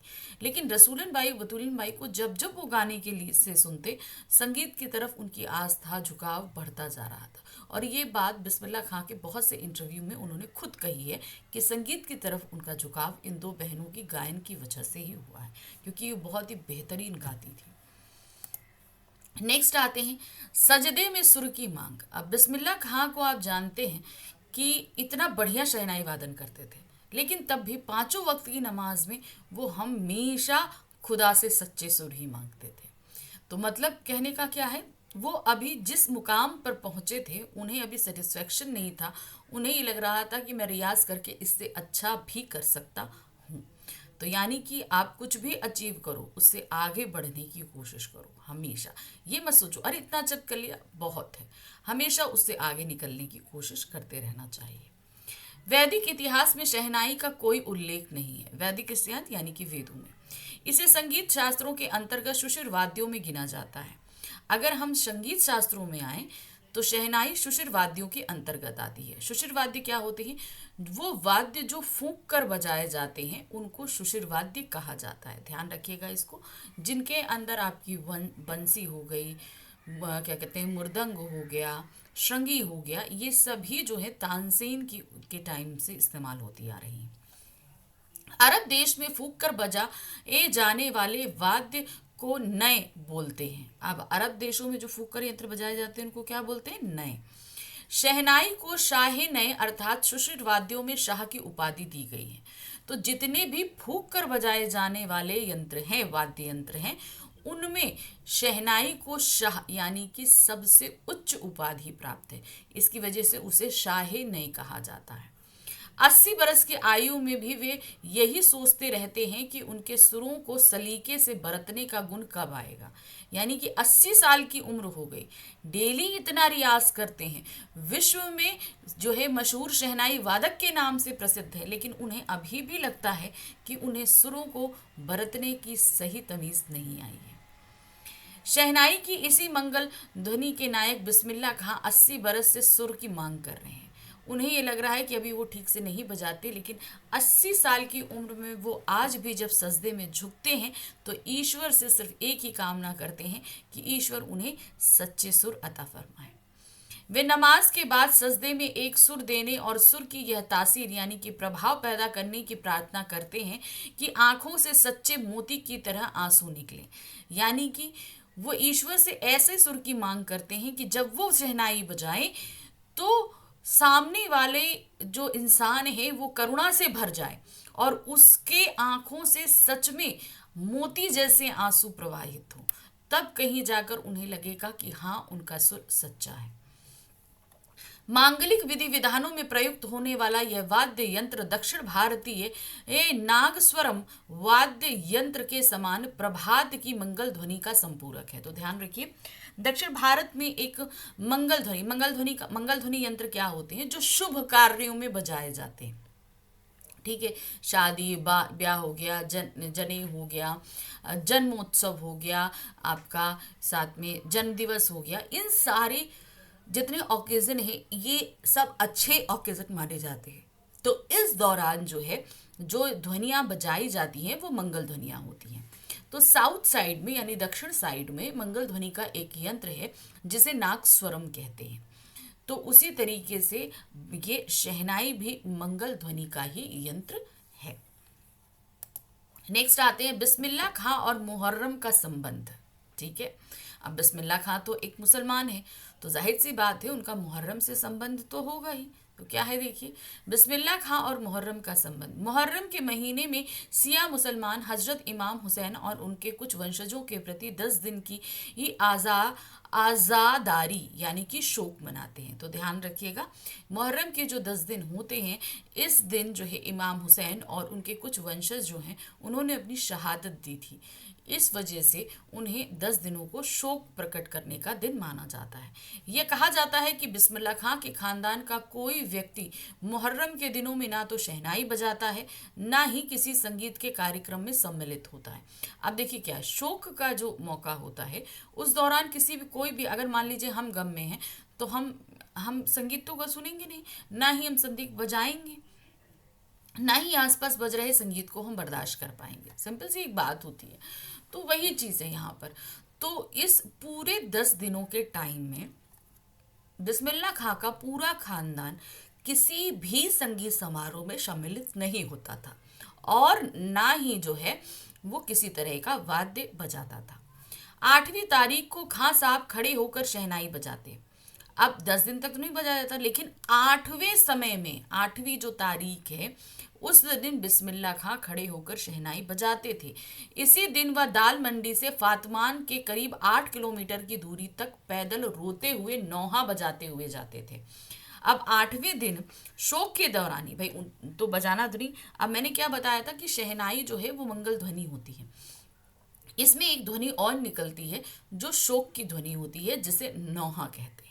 ठीक है, तो 8वीं तारीख को बिस्मिल्लाह खां जो दाल मंडी से फातमान, ये एक डिस्टेंस है काशी में जो करीबन 8 किलोमीटर का डिस्टेंस है, जिसे ये बिस्मिल्लाह खां शहनाई बजाते थे, लेकिन उसमें धुन रहती थी नौहा, और उसे बजाते हुए रोते हुए जाते थे पैदल 8 किलोमीटर। इस दिन कोई राग नहीं बजता। उनकी आंखें इमाम हुसैन और उनके परिवार वालों के लिए शहादत में नम रहती हैं। तो किसी तरह का राग नहीं बजता, मतलब लोग जो है खुशी नहीं मनाते उस दिन किसी भी तरह का, और क्योंकि सभी जो है शहादत अदा करते हैं। बिस्मिल्लाह खां का फिल्मों और कचौड़ी के प्रति शौक। ठीक है, अब बिस्मिल्लाह खां अपनी यंग एज को याद करते हुए बताते हैं कि उन्हें काशी में कुलसुम हलवाइन की देसी घी की कचौड़ियाँ बहुत पसंद थी, जिसे वो संगीत में कचौड़ियाँ भी कहते थे। और फिल्मों का शौक, मतलब फिल्मों में उन्हें सुलोचना बहुत अच्छी लगती थी। ठीक है, तो उनकी पिक्चर देखने वो ज़रूर जाया करते थे। और उस पिक्चर का टिकट कैसे खरीदते थे, यानी कि वो 2 पैसे मामा से, 2 पैसे मौसी से और 2 पैसे नानी से लेकर वो 6 पैसों में टिकट खरीदा। उस समय 6 पैसे में टिकट आता था। बिस्मिल्लाह खां छुपकर नाना को शहनाई बजाते हुए सुनते थे।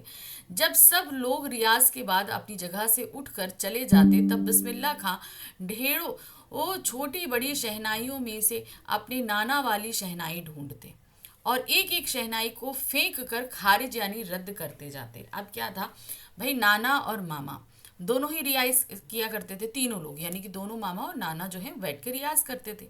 अब रियाज करके जब वो शहनाइयाँ रख के चले जाएं तो अमीरुद्दीन आए, अब वो तो छोटे थे उस समय, आए और वो नाना वाली शहनाई ढूंढे, क्योंकि नाना जो शहनाई बजाते थे वो बहुत मधुर धुन में था।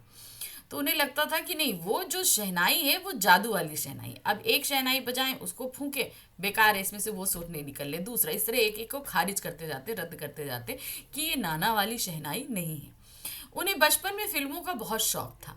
उन दिनों 3rd क्लास का टिकट 6 पैसे में मिलता था। वह इसके लिए 2 पैसे मामू, 2 पैसे मौसी और 2 पैसे नानी से लेकर घंटों में लाइक लगकर टिकट हासिल करते थे। जैसे मैंने अभी आपको बताया, वह सुलोचना की फिल्मों के बहुत बड़े शौकीन थे। किसके?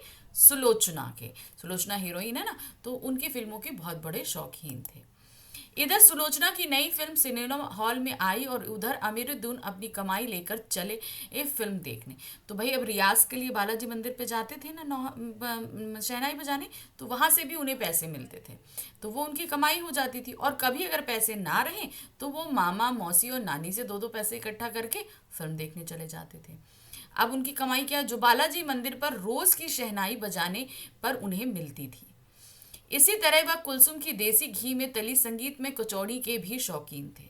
संगीत में कचौड़ी इसलिए क्योंकि कुलसुम जब कलकलाते घी में कचौड़ी डालती थी तो उस समय छन्न उठने वाली आवाज उन्हें सारे आरोह अवरोह दिखा जाती थी। अब आप सभी ने कभी देखा होगा, घर पे भी देखा होगा और बाहर भी देखा होगा, हलवाई जब है बहुत कढ़ावा भर के घी में पूरी डाले, कचौड़ी डाले या समोसे डाले, तो वो जब डालता है तो वो छन्न की आवाज़ आती है, फिर वो कल कल कल कल करते हुए वो बाहर की तरफ आते हैं। तो वो जो है वो संगीत उन्हें बड़ा पसंद था और ख़ास तौर से ये कचौड़ी तो उनको टेस्टी लगती ही थी, इसीलिए कुलसुम हलवाई की कचौड़ी को वो संगीत में कचौड़ी कहा करते थे। अब आते हैं बिस्मिल्लाह खां और काशी, इन दोनों का अटूट बंधन है।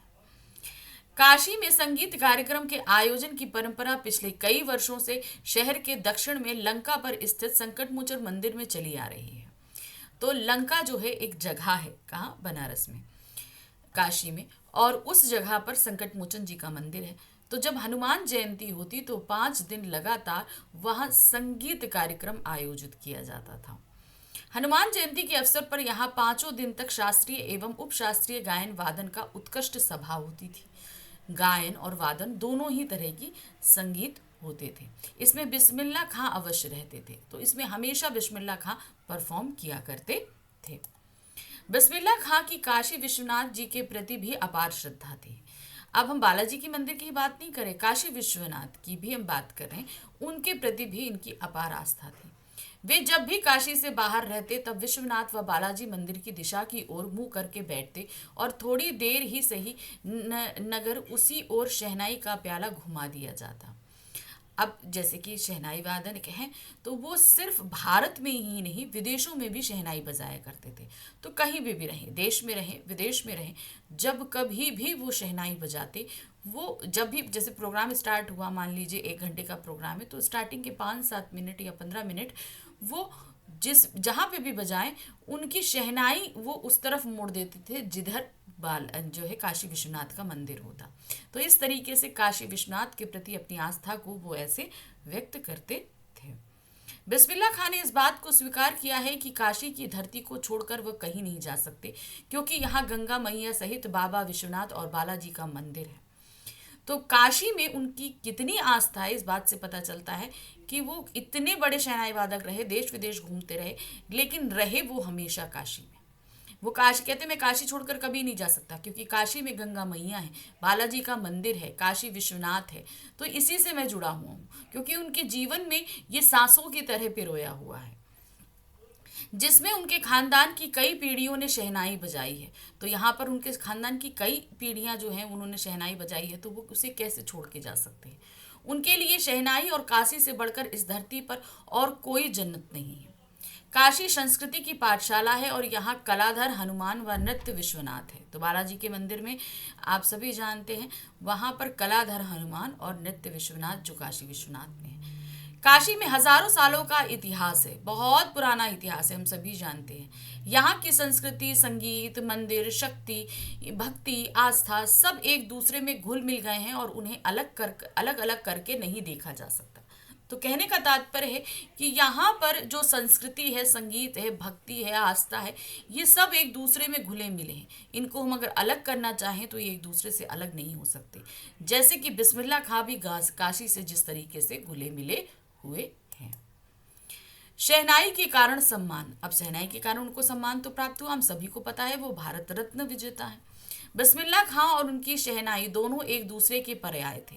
अगर हम बिस्मिल्लाह खां का नाम लेते हैं तो हमें शहनाई का नाम याद आता है, और अगर हम शहनाई का नाम ले तो स्वतः ही बिस्मिल्लाह खां याद आ जाते हैं। तो इसलिए शहनाई की पहचान हमारे सामने बिस्मिल्लाह खां ने बनाई है।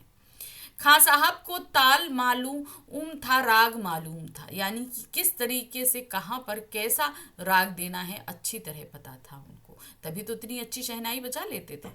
एक बार उनकी किसी शिष्या ने उन्हें फटी तहमत पहनने के लिए टोकते हुए कहा कि इतनी प्रतिष्ठा और भारत रत्न जैसा सम्मान मिलने के बाद उनको फटी तहमत नहीं पहननी चाहिए। अब भाई वो कई लोगों को, कई उनके जो है जिनको वो संगीत सिखाते भी थे, शहनाई सिखाते भी थे, उसी में एक शिष्या थी।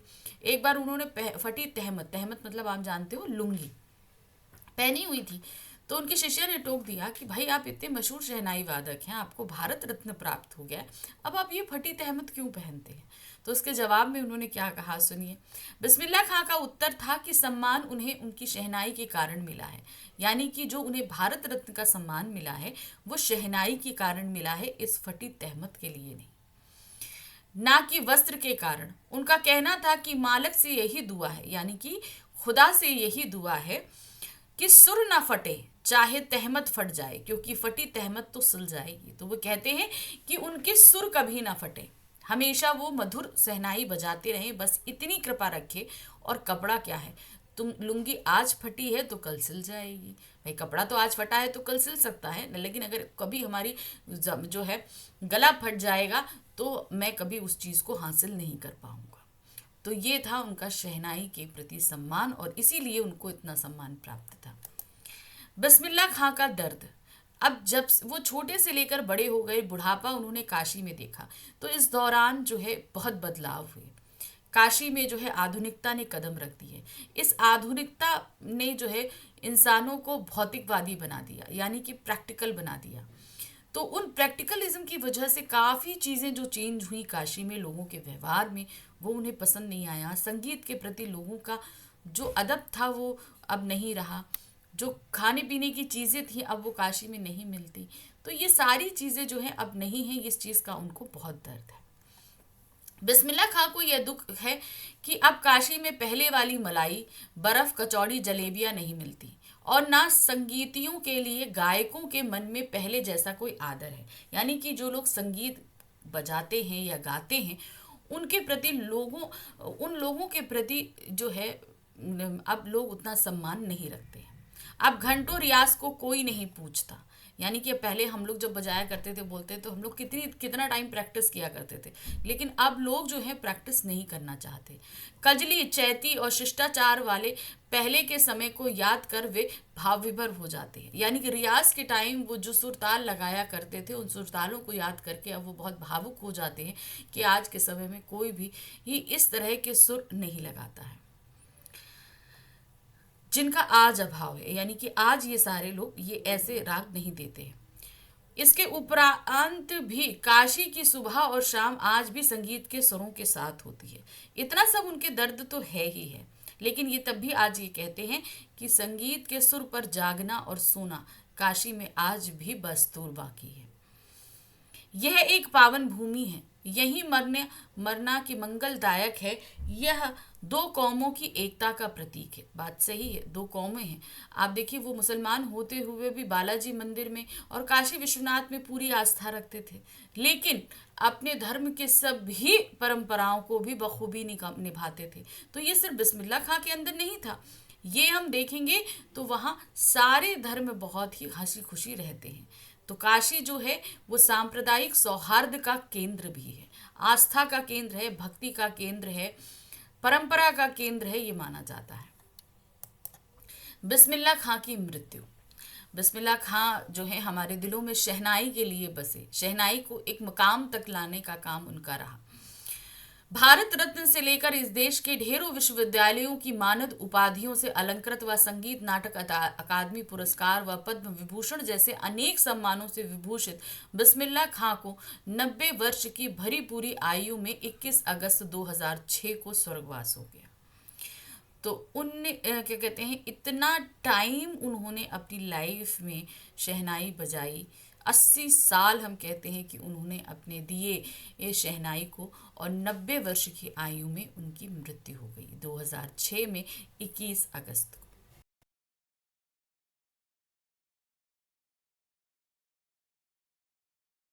देते हैं, आप एक बार समझ लीजिए, फिर आप बुक में पढ़िएगा तो आपके लिए वो चैप्टर समझना आसान हो जाएगा। पहला आ रहा है हमारे पास सभ्यता और संस्कृति। सभ्यता और संस्कृति तो ऐसे शब्द हैं जिनका उपयोग सबसे अधिक होता है और जो सबसे कम समझ में आते हैं। मतलब उपयोग तो हम बहुत करते हैं लेकिन समझ में किसी के नहीं आता। स्थिति तब और भी विकट हो जाती है जब इनके साथ अनेक विशेषणों का प्रयोग हो जाता है, यानी कि कुछ और इनकी क्वालिटीज के साथ इन्हें हम व्यक्त करते हैं। लेखक ने इन शब्दों के अंतर को समझाने के लिए दो उदाहरण देता है। पहला उदाहरण है अग्नि का आविष्कार और दूसरा है सुई धागे का आविष्कार। बहुत ही अच्छे तरीके से इन्होंने एकदम क्लियर बताया है। जब हम प्रागैतिहासिक काल में थे, यानी कि जब हम आदि मानव थे, तो अब क्लियर कर दूं, मैंने इतना हैवी वर्डिंग ले ली। प्रागैतिहासिक काल मतलब वो समय जिसका कोई भी लिखित दस्तावेज हमारे पास उपलब्ध नहीं है, वो काल प्रागैतिहासिक काल के एक में आता है। तो मतलब जब इंसान, हम कह रहे हैं कि जब हम लोग बंदर से मनुष्य बनने की प्रक्रिया में थे, तो उस समय का कोई भी इतिहास या कोई भी दस्तावेज या कुछ भी हमारे पास उपलब्ध नहीं है एविडेंस के रूप में, इसलिए उसे प्रागैतिहासिक काल कहा जाता है। अब आ जाते हैं, उसको समझाने के लिए उन्होंने दो तरीके बताए हैं, एक अग्नि का और एक सुई धागे का।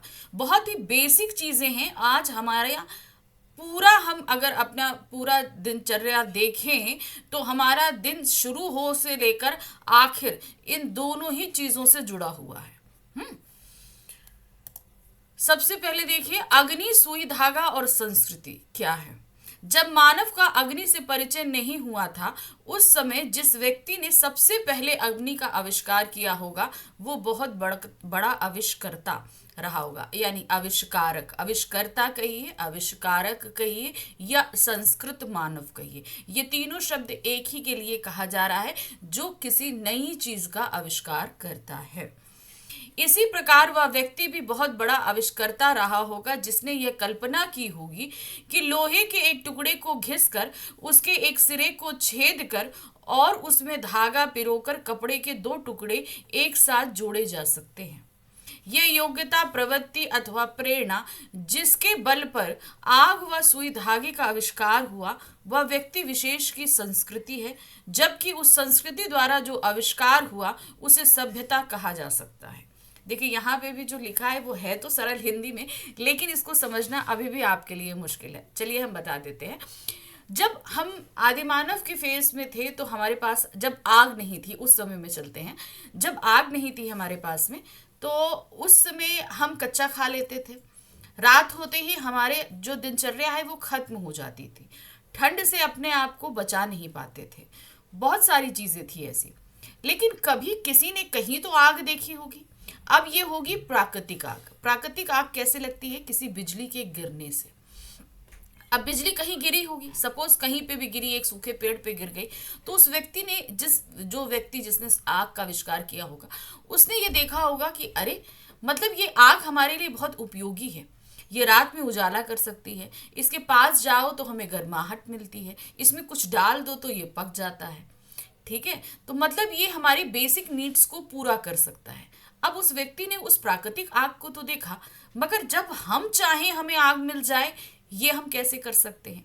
तो उस व्यक्ति ने कभी कुछ ऐसा किया होगा, उसने दो पत्थर घिसे होंगे या लकड़ी को लकड़ी में घिसा होगा, जिसकी वजह से आग पैदा हुई। अब इस आग को उसने जिस भी, अब मतलब उसने उसकी जो जरूरतें थी वो था खाने को पकाकर खाना, गर्माहट लेना, जानवरों से अपनी रक्षा करना, रोशनी लेना, ये सभी हमारी बेसिक नीड्स हैं।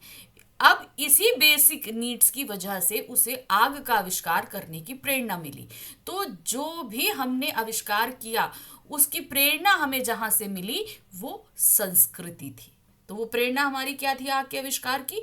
भोजन पकाकर खाना, ठंड से अपने आप को बचाना, जानवरों से अपनी रक्षा, ठंड में अपने आप को गर्म रखना, ये हमारी जरूरतें रही होंगी, ये हमारे सब प्रेरणा के स्रोत रहे होंगे, जिसकी वजह से जिस व्यक्ति ने आग का आविष्कार किया तो ये उस व्यक्ति की क्या थी? संस्कृति थी। ठीक है, अब संस्कृति से ही जुड़ा है संस्कृत मानव, यानी कि जिसने आग का आविष्कार किया वो कहलाया संस्कृत मानव। ठीक है, उस व्यक्ति ने तो आग का आविष्कार कर दिया, लेकिन अब आगे चल के आग के और भी कई उपयोग हुए। ठीक है, आगे और भी उपयोग हुए। उससे हमने क्या किया, हमने उससे बहुत सारे आगे काम किए। खाना तो हमने पकाना सीख लिया आग की वजह से। फिर हमने रात में रोशनी करनी भी सीख ली, जानवरों को डराना भी सीख लिया। फिर आग का हमने कंट्रोल किया तो हमने लोहे को पिघलाना सीख लिया, हमने उससे तीर भाले बना लिए, बहुत सारी चीज़ें करी ना हमने आगे चल के। तो वो क्या हुआ, वो हमारी सभ्यता कहलाई। यानी कि जिस चीज़ को भी हम अपने बिहेवियर में ले आते हैं वो भी कल्याण के लिए, तो वो हमारी कहलाती है सभ्यता। तो समझ में आया। और हम कहलाते हैं सभ्य मानव, यानी कि हम अभी क्या हैं, हम सभ्य मानव हैं। क्यों? क्योंकि हम आग का आविष्कार आज अपने समय में कई तरीके से कर रहे हैं, कई तरीके से कर रहे हैं ना, तो वो हम क्या कहलाए, हम सभ्य मानव कहलाए। ठीक है, चलिए फिर से रिवाइज कर देती हूँ मैं कि संस्कृति होती है वो प्रेरणा जिसकी वजह से हम किसी नई चीज का आविष्कार करते हैं। जैसे आग का आविष्कार करने की प्रेरणा मिली थी हमें जो है खाना पकाकर खाने के लिए, और जो है अपने आप को ठंड से बचाने के लिए, तो वो संस्कृति थी। जिसने खोज किया वो संस्कृत मानव कहलाया। फिर आगे चलकर उसी आग से हमने खाने को पकाया और हम अपने डेली रूटीन में ले आए, तो वो क्या कहलाए, वो हमारी सभ्यता कहलाई। और हम उसका इस्तेमाल कर रहे हैं तो हम कहलाए सभ्य मानव। अब संस्कृति के मूल में छुपा होता है मानव कल्याण, यानी कि कोई भी ऐसा आविष्कार जो मानव के कल्याण के लिए किया जाता है, उसकी भलाई के लिए किया जाता है, वो संस्कृति कहलाती है। लेकिन अगर हम उसी ऐसा कोई आविष्कार करें जो मनुष्य का विनाश करे, जैसे पिस्तौल हुआ, बम हुआ, परमाणु बम हुआ, ये सारी चीजें आविष्कार हुई, लेकिन किसके लिए, आगे चलकर जब ये इस्तेमाल करी जाएंगी तो ये मनुष्य के हमेशा विनाश करेंगी, तो वो असंस्कृति है। ध्यान रखिएगा वो, क्योंकि संस्कृति के मूल में हमेशा मानव कल्याण होता है, और ऐसा कोई आविष्कार जिससे मानव को हानि हो आगे चलकर, वो होती है असंस्कृति। उसी तरीके से सुई धागे का जब आविष्कार हुआ होगा तो उसके लिए प्रेरणा क्या होगी, या तो अपने आप को, भाई हम पहले ऐसे ही छाल ओढ़ लेते थे, फिर आगे चलकर हमें ये जरूरत महसूस होगी कि भाई हम कपड़ा काट के अगर अपने नाप का बना ले तो हम ज्यादा अच्छे से रह सकते हैं। हो सकता है अपने आप को जैसे जैसे हम सभ्य होते गए हमें लगा कि हमें शरीर ढक के रखना चाहिए, हमें सुंदर दिखना चाहिए, तो ये सारी चीजें प्रेरणा रही होंगी सुई धागे के आविष्कार में। तो ये रही प्रेरणा जो है वो संस्कृति कहलाई। काफी कुछ समझा दिया मैंने आपको, आई थिंक आपको अच्छे से समझ में आया होगा। आगे चैप्टर में पढ़ते हैं। संस्कृति और सभ्यता में अंतर। एक सुसंस्कृत व्यक्ति किसी नई चीज की खोज करता है, किंतु उसकी संतान को जो वो खोज की गई वह चीज अपने पूर्वज से अपने आप मिल जाती है। इस संतान को सभ्य तो कहा जा सकता है पर सुसंस्कृत नहीं कहा जा सकता। जैसे कि अब इसको ये समझिए कि जैसे न्यूटन है, न्यूटन ने गुरुत्वाकर्षण की खोज करी तो वो एक सुसंस्कृत या संस्कृत मानव है। लेकिन आगे चल के जो भी फिजिक्स के स्टूडेंट्स रहे, उन्होंने, वो हो सकता है न्यूटन से ज्यादा नॉलेज रखते हैं, सब कुछ है, लेकिन वो सुसंस्कृत नहीं कहलाएंगे। वो क्या कहलाएंगे, सभ्य कहलाएंगे, क्योंकि उन्होंने किसी नई चीज की खोज नहीं करी है। न्यूटन ने खोज करी थी और आज के लोगों को वो स्वतः अपने आप ही मिल गई।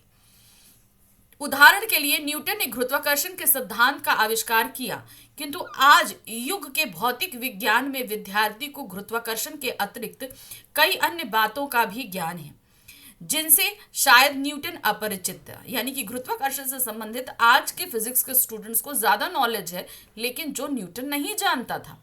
आज के विद्यार्थी को न्यूटन से अधिक सभ्य तो कह सकते हैं, किंतु न्यूटन के बराबर सुसंस्कृत नहीं कह सकते, क्योंकि आज के फिजिक्स के स्टूडेंट्स ने किसी भी तरह का कोई आविष्कार नहीं किया है। वो किसी के आविष्कार किए गए सिद्धांत के ऊपर काम कर रहे हैं, इसलिए जिसने आविष्कार किया वो सुसंस्कृत या संस्कृत मानव कहलाएगा। सर्वस्व त्याग की संस्कृति का हिस्सा। ठीक है, अब इसमें हमेशा याद रखिए, मैंने बताया था अभी आपको कि संस्कृति के मूल में हमेशा मानव कल्याण होता है, और ये हमेशा हमें त्याग से ही प्राप्त होता है। कहने का तात्पर्य है कि अगर हम किसी नई चीज की खोज करना चाहते हैं तो उसके लिए हमें थोड़े जतन करने पड़ते हैं, कष्ट सहने पड़ते हैं। तो बेसिकली जो सुसंस्कृत मानव होते हैं उन्हें अपना सब कुछ त्याग कर उस खोज की तरफ अग्रसर होना पड़ता है। जैसे थे महात्मा बुद्ध, जो कि सिद्धार्थ थे, उन्हें हर तरह का सुख प्राप्त था, सब कुछ प्राप्त था, लेकिन उन्होंने कुछ मनुष्यों के कष्टों को देखने के उपरांत ये डिसाइड किया कि उन्हें मनुष्य के कष्टों का निवारण करना है। इसीलिए वो अपना राजमहल, पत्नी, बच्चे, सुख सुविधाएं, माता पिता सब कुछ त्याग कर वो सिर्फ उस मोक्ष की खोज में चले गए, जिससे जो मनुष्य है उसके सारे दुख हर सके। अग्नि तथा सुई धागे के आविष्कार में कदाचित पेट की ज्वाला की प्रेरणा एक कारण रही होगी। सचमुच सभ्यता का एक बड़ा अंश हमें ऐसे सुसंस्कृत व्यक्तियों से मिला है जिनकी चेतना पर स्थूल भौतिक कारणों का प्रभाव प्रधान रहा है। कहने का मतलब है हमारे जीवन की मोस्टली चीजें जो हैं ऐसे सुसंस्कृत मानव से मिली हैं जिन्होंने अपना सर्वस्व निछावर कर दिया हमें सुख देने के लिए। किंतु उसका कुछ अंश निश्चय ही उन मनीषियों से प्राप्त हुआ है जिन्हें तथ्य विशेष की प्राप्ति भौतिक प्रेरणा नहीं बल्कि उनके अंदर की सहज संस्कृति के सहारे हुई है। माना कि बहुत से लोगों ने कष्ट झेलकर हमें बहुत सी ऐसी चीजें दी, लेकिन ऐसे बहुत से मनीषी भी हुए जिन्होंने अपनी अंदर की प्रेरणा, एक तो हमारी भौतिक जरूरत होती है, बाहर की जरूरत, जैसे कि आग के लिए हमें भौतिक जरूरत की आवश्यकता थी, लेकिन अंदर के सुख दुख के लिए भी हमें क्या करना पड़ता है, वो हमें मनुष्यों से। अब जैसे इसको कैसे, हमें कुछ चीज़ें प्रैक्टिकली चाहिए होती हैं और कुछ चीज़ें इमोशनली चाहिए होती है। सपोज जैसे आपको अच्छा खाना है, ये सारी चीज़ें हमारे तन की ज़रूरत है, लेकिन मन के लिए क्या ज़रूरी है कि जब आप स्कूल से आओ तो आपकी मम्मा आपके घर पर होनी चाहिए, वो आपको इमोशनली सपोर्ट देता है। और जिस दिन मम्मा घर पे नहीं हो, आप जब घर पे आओ तो आपको बिल्कुल अच्छा नहीं लगेगा। अच्छा लगेगा? नहीं लगेगा। तो वो आपका इमोशनली एक सेटअप होता है। वही उसी तरीके से हमें बहुत से सारे जो है दुख होते हैं। जैसे मैंने अभी बताया कि सिद्धार्थ ने मनुष्यों के दुखों के लिए अपना सर्वस्व त्याग किया, तो उसने क्या दुख देखे थे? उन्होंने दुख देखे थे, एक उन्होंने बीमार व्यक्ति देखा, फिर उन्होंने एक वृद्ध व्यक्ति देखा, फिर उसके बाद उन्होंने एक मृत्यु यात्रा देखी, यानी कि एक शव यात्रा देखी। तो उन्होंने कहा कि जब हमें ये मनुष्य का शरीर प्राप्त होता है तो इसमें हमें कष्ट भी होता है, हमें बुढ़ापा आता है, हमारा शरीर कमजोर हो जाता है, फिर हम मृत्यु को प्राप्त हो जाते हैं। ये तो हमारे जीवन का दुख है। तो इस दुख से हम किस तरीके से निजात पा सकते हैं? तो इसी दुख के निजात, ये हमारा भीतरी है, भीतरी चीज है, इससे हम भाग नहीं सकते। तो ये हमारा क्या था? ये भीतरी था। इसे समझा किसने? सिद्धार्थ ने समझा। तो इसीलिए उन मनीषियों का नाम यहां पर लिया गया है। उदाहरणतः आज वह व्यक्ति जिसका पेट भरा हुआ है और तन ढका है, जब वे खुले आकाश के नीचे सोया हुआ रात में जगमगाते हुए तारों को देखता है तो उसे केवल इसलिए नींद नहीं आती क्योंकि वह यह जानने के लिए परेशान है कि यह मोती भरा ताल यानी कि तारों से भरा आकाश क्या है। अब मान लीजिए आज हम जानते हैं कि जो हम इतने पूरे अनंत ब्रह्मांड में सिर्फ एक छोटा सा हिस्सा है। हमारी गैलेक्सी जो आकाश गंगा है उसमें भी हम एक छोटा सा प्लैनेट है। हम क्यों कहते हैं हमारे आसपास ना जाने सैकड़ों गैलेक्सियां हैं, हमें नहीं पता कितनी है, मतलब हम उनको काउंट भी नहीं कर सकते। तो इस कभी किसी के दिमाग में तो ये चीज आई होगी, कोई व्यक्ति उसके पास सब सुख दुख है, सब है, उसके पास अच्छा घर है, उसने पेट भर खाना खाया और रात में खुले आकाश के नीचे लेट गया, उसे सोचा कि आखिर ये तारे क्या है, उसे सोचा होगा तभी तो उसने खोज करनी शुरू की होगी। मतलब उसे सब सुख सुविधाएं थी, जैसे सिद्धार्थ को थी, सब कुछ था, लेकिन तब भी उसके अंदर जिज्ञासा थी हम कुछ नई खोज करने की। इस दृष्टि से रात के तारों को देखकर ना सो सकने वाला मनीषी हमारे आज के ज्ञान का प्रथम पुरुष करता है। आज हमें इतना ज्ञान है, इतना सब कुछ है, तो सोचिए हमारे मनीषियों ने इसकी खोज कभी करी होगी ना, तभी तो हमें इतना ज्ञान प्राप्त हुआ है कि नहीं हुआ है। हम कह रहे हैं आज की जो प्रेजेंट आविष्कार, जितने भी आविष्कार करता है, उससे पहले हम अगर वेदों में जाएं तो एकदम एक्यूरेट सारी चीजें उन लोगों ने निकाल के हमको दी हैं। तो यानी उन लोगों ने कभी तो ये सारी चीजें सीखी जानी समझी होंगी, है ना। तो उन्होंने ऐसी सीखी होंगी, क्यों? क्योंकि उनके मन में जिज्ञासा रही होगी और उसी से हमें आगे चल के इतना ज्ञान प्राप्त हुआ। केवल भौतिक प्रेरणा यानी ज्ञानेप्सा, ज्ञान प्राप्त करने की प्रबल आकांक्षा ही मानव संस्कृति के माता पिता नहीं है। जो योग्यता किसी व्यक्ति या किसी महामानव में सर्वस्व त्याग कराती है वह भी संस्कृति है। यानी कि हम अगर किसी को कल्याण के लिए, कुछ भी करने के लिए हमारे अंदर सब कुछ त्याग कर देने की एक इच्छा हो जाए तो वो इच्छा भी संस्कृति कहलाएगी, जिसमें कालमास का नाम आता है, महात्मा बुद्ध का नाम आता है। जो दूसरों के मुंह के कौर टुकड़ा डालने के लिए अपने मुंह के कौर को छोड़ देता है, उसे यह बात क्यों और कैसे सूझ पाती होगी। रोगी बच्चे को सारी रात गोद में लिए बैठी माता ऐसा क्यों करती है। आप बताइए, अगर कोई बच्चा तकलीफ में है, उसकी माँ नहीं है, तो कोई उसे इतना ध्यान से नहीं रख पाएगा, लेकिन माँ सारी रात उसे गोद में लेकर अपनी रात खराब कर सकती है। तो ये उसके अंदर की ही तो इच्छा है, उसके अंदर की ही तो ममता है ना। रूस का भाग्य विधाता लेनिन अपनी डेस्क पर रखे हुए डबल रोटी के सूखे टुकड़ों को स्वयं न खाकर दूसरों को खिला देता है। तो लेनिन को भी भूख लगी थी, लेकिन उसने क्या किया, उसने दूसरे को वो सारी टुकड़े खिला दिए। क्यों? क्योंकि वो दूसरों का कल्याण करना चाहता था। संसार के मजदूरों को सुखी देखने का स्वप्न देखने वाले कार्ल ने अपना सारा जीवन दुखों में बिता दिया। आज से 2500 साल पहले सिद्धार्थ ने अपना घर केवल इसलिए त्याग दिया कि किसी तरह अधिक पाने की लालच में लड़ते झगड़ते मनुष्य आपस में सुख से रह सके। यानी कि सिद्धार्थ ने अपना सब कुछ त्यागा कि ईश्वर, जो मनुष्य है, वो सुखी रह सके। संस्कृति का परिणाम है सभ्यता। हम सभी जानते हैं, जो खोज की गई उसको जब हम मानव कल्याण के लिए आगे इस्तेमाल करते हैं, अपने हैबिट्स में लाते हैं, तो वो सभ्यता कहलाती है।